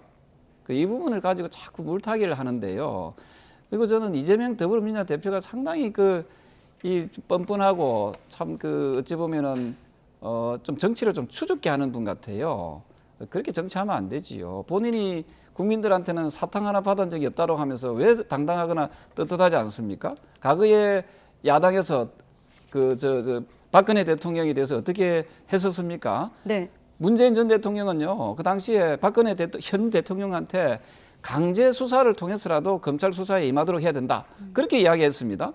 진실 규명을 하기 위해서는 검찰의 수사를 받아야지요. 그게 지휘고하가 어디 있고 그 성역이 어디 있습니까? 네. 저는 이런 부분에서 우리 더불어민주당에서는 조금 더 당당했으면 좋겠고요. 그 안에 보면은 일부 우리 그 양심 있는 정치인들은 또 거기에 대해서 당당하게 수사에 임해라 이런 분도 계시고 네. 또 어떤 분은 또 이재명 그 더불어민주당 당대표를 향해서 그냥 내려와라 이런 이야기도 하는 분이 계시잖아요. 그래서 저는 이런 점에서 조금은 네. 이 법과 원칙에 있어서는 좀 민주당이 좀 더 당당했으면 좋겠다 이 말씀드립니다. 팩트 체크를 한번 해야 되겠는데요.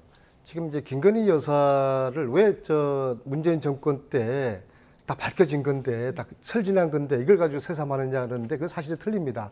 김건희 여사가 주가 조작에 관여했다는 사실은 최근에 법정에서 검사의 입을 통해서 주가 조작에 선수들과 함께 플레이했다라는 것이 최근에 나온 거기 때문에 그것은 정권 교체 이후에 나온 거라는 사실을 말씀드리고 싶고요. 예. 그리고 지금 저희들이 야당 탄압 당하고 있다는 것이 네. 어떤 정치적인 레토릭이라든지 과장된 그런 표현이 아닙니다. 네. 야당 당사에 대한 압수수색도 해가지고 아주 이번 정권의 취미가 압수수색인 것 같아요. 언론사도 마찬가지고 네. 야당 의원들에 대해서 야당 당사에 대해서 이것은 제가 볼 때는 정치가 실종된 겁니다. 이거는 윤석열 정권의 성공을 위해서라도 결코 바람직하지 않습니다. 정치라는 게 기본적으로 상대를 인정하고 존중하는 거잖아요. 네. 이렇게 야당을 말살하고 유린하고 야당을 벼랑 끝까지 몰고 가가지고 정권이 얻을 수 있는 게 뭐가 있겠습니까? 타협을 하고 적절한 선에서 정치적인 절충을 하고 그러면서 정치가 한 발전이 나가는 것인데 예. 이런 식으로 야당 때려잡기식의 정치 보복, 야당 탄압 이것은 정치를 실종하게 만든 지금 대한민국의 정치가 있습니까? 여야의 대화가 있습니까? 지난 예산국회도 거의 10일 넘게 돼서야 통과시켰지 않았습니까? 여야가 반성해야 되죠. 이 본질 속에서는 국회에 여야의 대화 없고 타협 없는 정치 실종이 존재하기 때문이라 보고 네. 이것에 대한 근본적인 책임은 대통령이 있다고 봅니다. 이제 새해에는 정치를 다시 복원을 해야 된다고 저는 봅니다. 네. 네, 제가 지금 저기도 나오는데요. 네. 그 박지현이라는 분이 우리 국민의힘 당원이 아니잖아요. 박지현 이분은 아마도 더불어민주당의 비상대책위원장을 하신 분인데 이분이 뭐라 했습니까? 이재명 혼자서 대응하라. 네. 당할 만큼 당해줘야 할 때다. 뭐 이런 표현을 했고 네. 박용진 더불어민주당 의원이 뭐라 했습니까? 네. 이재명 당대표 보고 당당하게 수사에 대응해라. 이런 이야기를 했거든요. 그러니까 네. 제가 이야기하고 싶은 것은 검찰에서의 소환에 대해서 좀 당당히 좀 응해줬으면 좋겠고요. 또 하나가 자꾸 윤석열 대통령이 압수수색을 좀 과하게 한다지만은 아니 우리가 일반적으로 지금 야당이 국회의원이 몇 명, 169명이 아닙니까? 169명에 대해서 전체적으로 압수수색하는 게 아니거든요. 네. 범죄 혐의가 드러나는 그 분들에 대해서 지금 수사하고 있는 부분을 오늘 정부가 말씀한 두 배로 말씀하시는 네, 야당 탄압이라고 죄송합니다. 야당 탄압이라고 네. 하는 것은 그것은 조금 과한 표현이다 이런 생각을 네, 하죠. 제가 시간은 재진 않았는데요. 일단 네. 안민석 의원님이 문제 제기하셨으니까 제가 조금 더 시간 드리고 마무리하겠습니다. 제가 네. 박지원 전 비대위원장 같은 분에 대해서 대꾸하고 싶지는 않은데요. 그분은 일개 당원에 불과하지만 그분의 이야기는 지금 현재 우리가 야당 탄압 전국에서 똘똘 뭉쳐가지고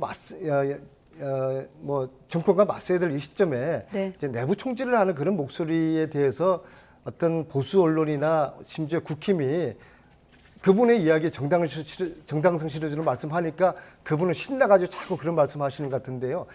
박지원 위원장이나 박용진 의원님께 제가 여쭙고 싶어요. 왜 당신들은 김건희 기소하라는, 김건희 수사라는 말씀을 왜 안 하는지, 왜 윤석열 대통령에 대한 이 가혹한 야당 탄압에 대해서는 저항의 말씀을 하지 않는지, 왜 그런 야당 탄압에 대한 부당함을 말씀하지 않고 왜 내부에 총질만 가하는지 묻고 싶습니다. 네, 알겠습니다.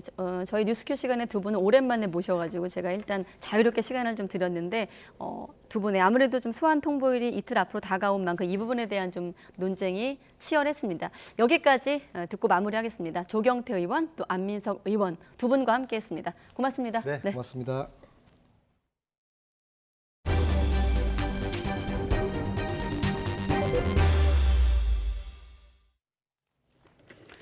네, 대규모 전세 사기를 일으킨 빌라왕 김모 씨가 인천과 서울 특정 지역 빌라와 또 오피스텔 그리고 나홀로 아파트를 무더기로 사들였습니다.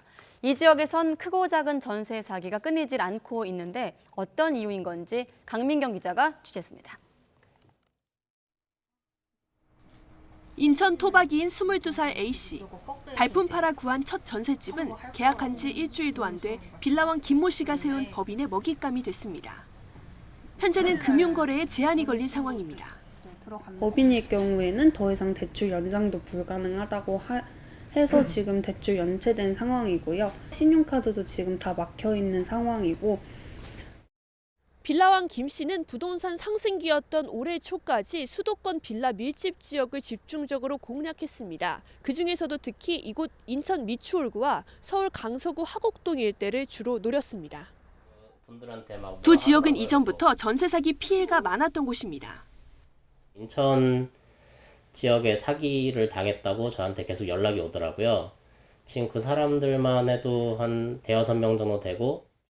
주택도시보증공사 보험에 가입한 사람 가운데 올해 전세금을 돌려받지 못한 경우는 8월까지만 해도 약 2,500여 건.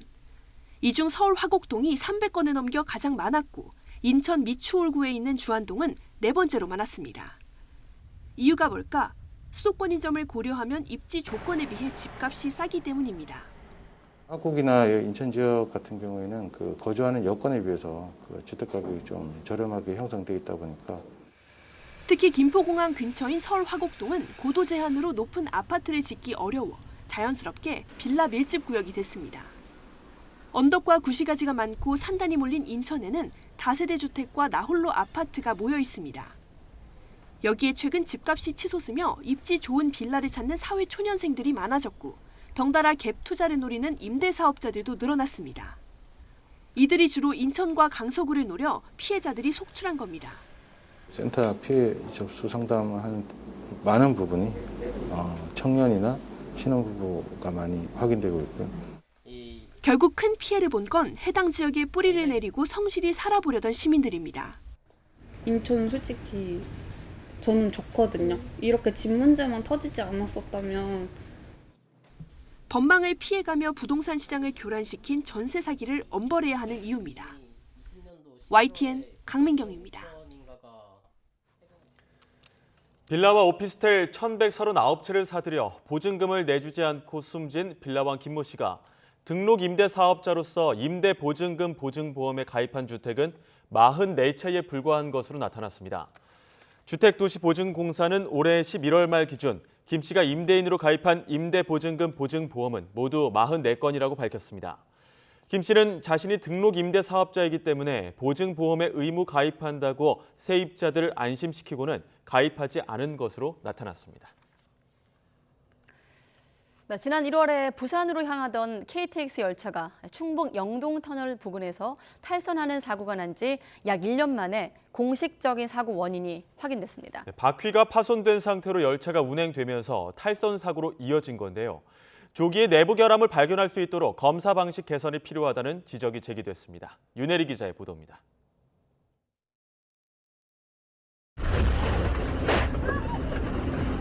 지난 1월 승객 300여 명을 태우고 부산으로 향하던 KTX 산천 열차가 충북 영동터널 부근에서 선로를 이탈했습니다. 당시 사고로 승객 7명이 경상을 입었고 열차 200여 개가 운행에 지장을 받았습니다. 근데 말들 놀라신 분들이 많아. 사고 발생 1년 만에 나온 국토교통부 항공철도사고조사위원회 조사 결과 바퀴 파손이 탈선 사고 원인으로 밝혀졌습니다. 열차가 5탄 터널을 지나기 전 중간부 객실 두 번째 차축 오른쪽 바퀴가 파손됐고 터널을 지나기 직전 파손된 바퀴가 빠지면서 객차 한 량이 선로를 이탈했는데 이 상태로 3km를 더 달리다가 영동 터널을 지나서야 멈춰선 겁니다. 조사위는 해당 바퀴가 마모 한계에 도달하기 전 내부에 미세한 균열이 생겼고 여기에 반복적으로 하중이 가해지면서 파손됐다고 설명했습니다. 사고가 나기 6개월 전에 검사를 받았지만 당시엔 아무 이상이 발견되지 않았던 것으로 조사됐습니다. 조사위는 사고 차량과 같은 차종의 열차 바퀴를 전부 교체했으며 내부 결함을 조기에 발견할 수 있도록 검사 방식과 주기를 개선하라고 한국철도공사에 권고했습니다. YTN 윤혜리입니다.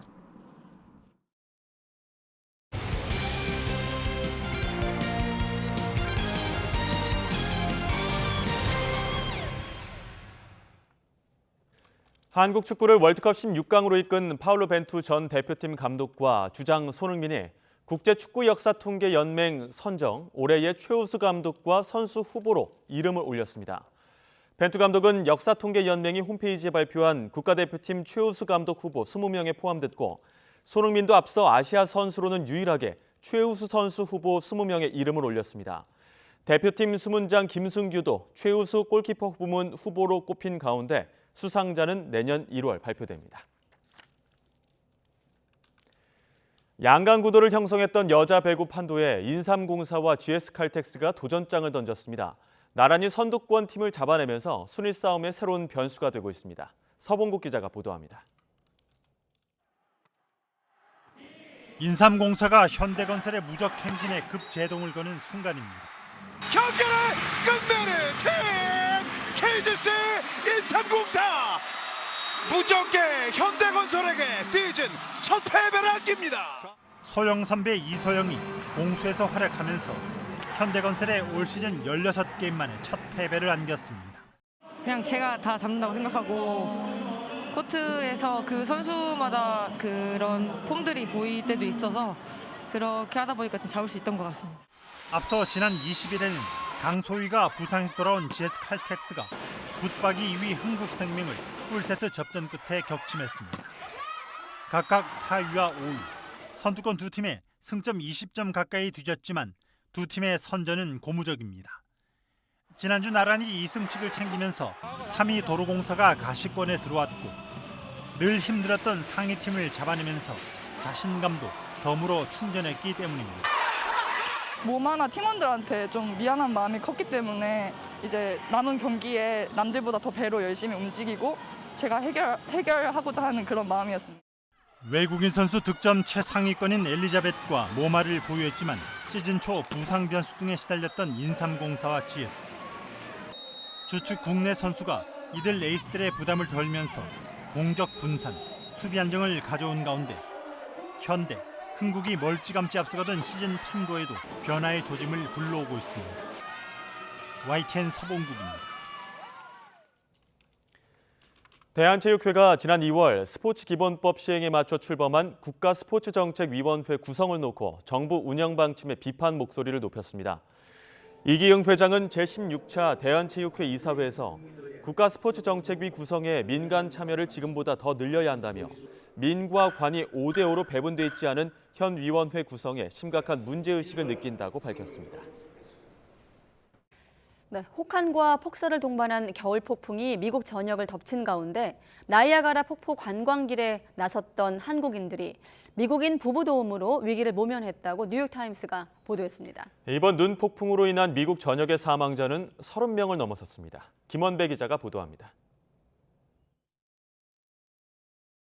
미국 나이아가라 폭포 근처의 한 마을, 밴 한 대가 멈춰 서 있습니다. 뉴욕타임스에 따르면 이 차량에는 한국에서 출발해 미국 관광을 하던 9명과 운전기사 등 한국인 10명이 타고 있었습니다. 이들은 지난 23일 혹한과 폭설에도 나야가라 폭포 관광길에 나섰다가 폭포 근처인 버펄로 인근의 한 마을에서 차량이 눈에 빠져 오도 가도 못하는 상황에 처했습니다. 눈을 퍼내기 위해 삽을 빌리러 근처 한 가정집을 방문했던 이들은 안전을 걱정한 미국인 주인 부부의 초대로 2박 3일을 이 집에서 안전하게 머물렀다고 뉴욕타임스는 전했습니다. 집주인인 40살의 치과의사 알렉산더 캄파냐 씨는 버펄로의 폭풍은 차원이 다르다고 말했습니다.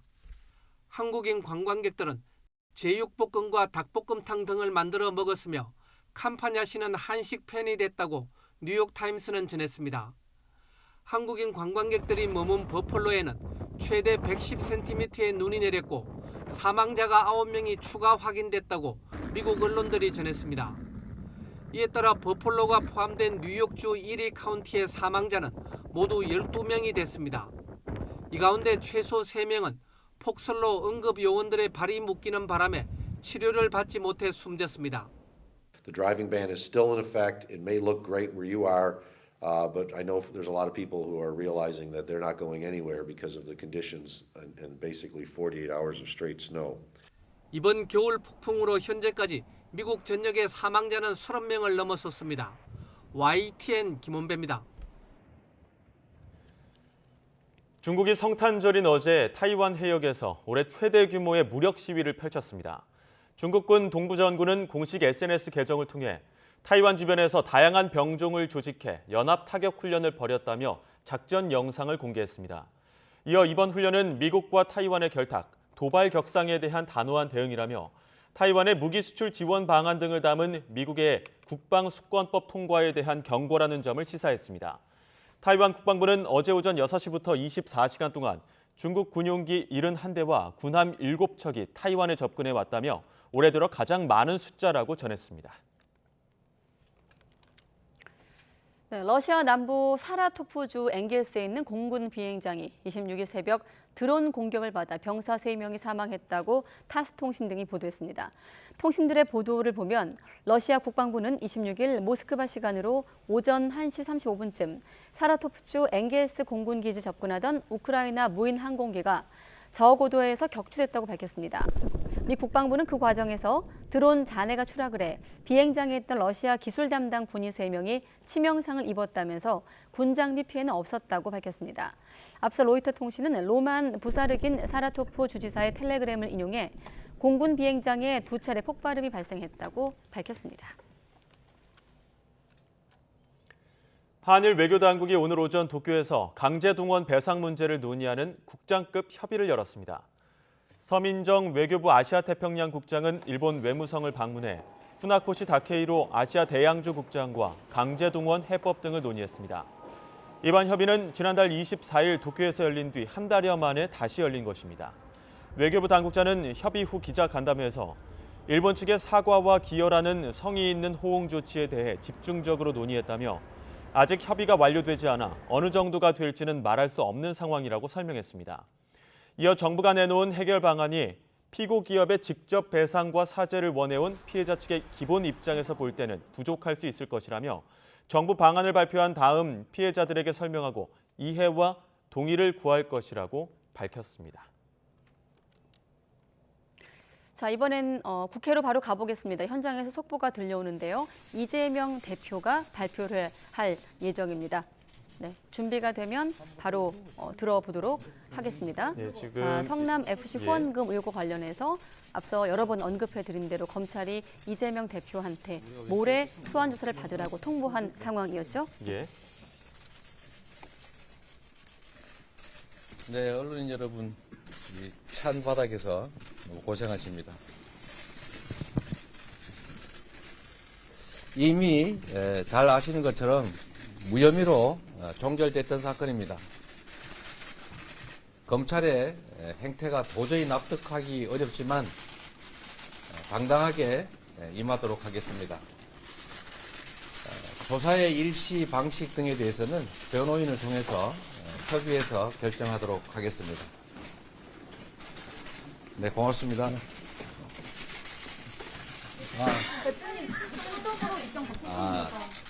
네. 뭐 여러분도 아시다시피 28일은 이미 정해진 일정 등이 있고 또 본회의까지 예정되어 있기 때문에 당장 가기는 어려울 것 같습니다. 그 후에 가능한 날짜와 조사 방식에 대해서는 협의해서 결정하도록 하겠습니다. 네, 감사합니다. 직접 출석도 고민하시고 계신 건가요? 질의응답은 하지 않고 이재명 대표가 검찰 소환 관련한 자신의 입장을 밝혔는데 짧게 정리하면 애초에 이재명 대표가 소환에 불응할 거란 의견이 지배적이었는데 일단은 28일은 이미 정해진 일정, 아마 우리가 알고 있는 경청 투어를 얘기하는 것 같고요. 현장 광주 현장에서 본회의가 있기 때문에 예정대로 일정을 소화할 예정이다라는 말과 함께 조사 일시 방식 등은 변호인을 통해서 협의해서 결정하겠다. 그러니까 검찰이 통보한 28일에는 조사받지 않겠다는 입장으로 확인됩니다. 네. 앞서 수원지검 성남지청이 민주당 이재명 대표에게 모레 28일 출석하라고 통보를 했고 이에 관련해서 이재명 대표 28일은 이미 정해진 일정이 있고 본회의까지 예정이 돼 있는 만큼 그 후에 가능한 날짜와 조사 방식을 협의해서 결정할 것이다. 이렇게 입장을 밝혔습니다. 네, 아까 현직 의원들과도 이 문제를 집중적으로 다뤘는데 당 내부에서도 의견이 좀 엇갈리는 부분이 있습니다만은 본인 입장은 아시는 것처럼 그대로 이제 속보를 전해드리면 아는 것처럼 이미 무혐의 종결됐던 사건이다. 기존의 입장을 한 번 더 확인했죠. 그리고 검찰의 행태에 대해서 도저히 납득하기 어렵지만 당당히 임하겠다라는 말과 함께 조사 일시, 날짜와 방식 등은 변호인을 통해서 협의해서 결정하겠다고 밝히면서 일단 검찰이 소환한 28일에는 조사받지 않겠다는 입장까지 이재명 대표 스스로 발표를 통해서 확인해 줬습니다. 여기에 대한 또 추후 검찰의 입장도 궁금한데요. 일단 검찰 소환을 만약에 불응한다고 하면 일정을 좀 조율한다거나 추가 소환을 통보한다든지 아니면 서면 조사 방식도 있고 여러 가지 대안이 있는 상황에서 검찰 또 추가 입장까지 나중에 확인을 하도록 하겠습니다. 조금 전 이재명 대표가 검찰 소환과 관련된 자신의 입장을 직접 밝혔습니다. 자, 이 내용까지 확인하고 가장 빠른 종합뉴스 뉴스큐는 여기서 모두 마치겠습니다. 시청해주신 여러분 고맙습니다.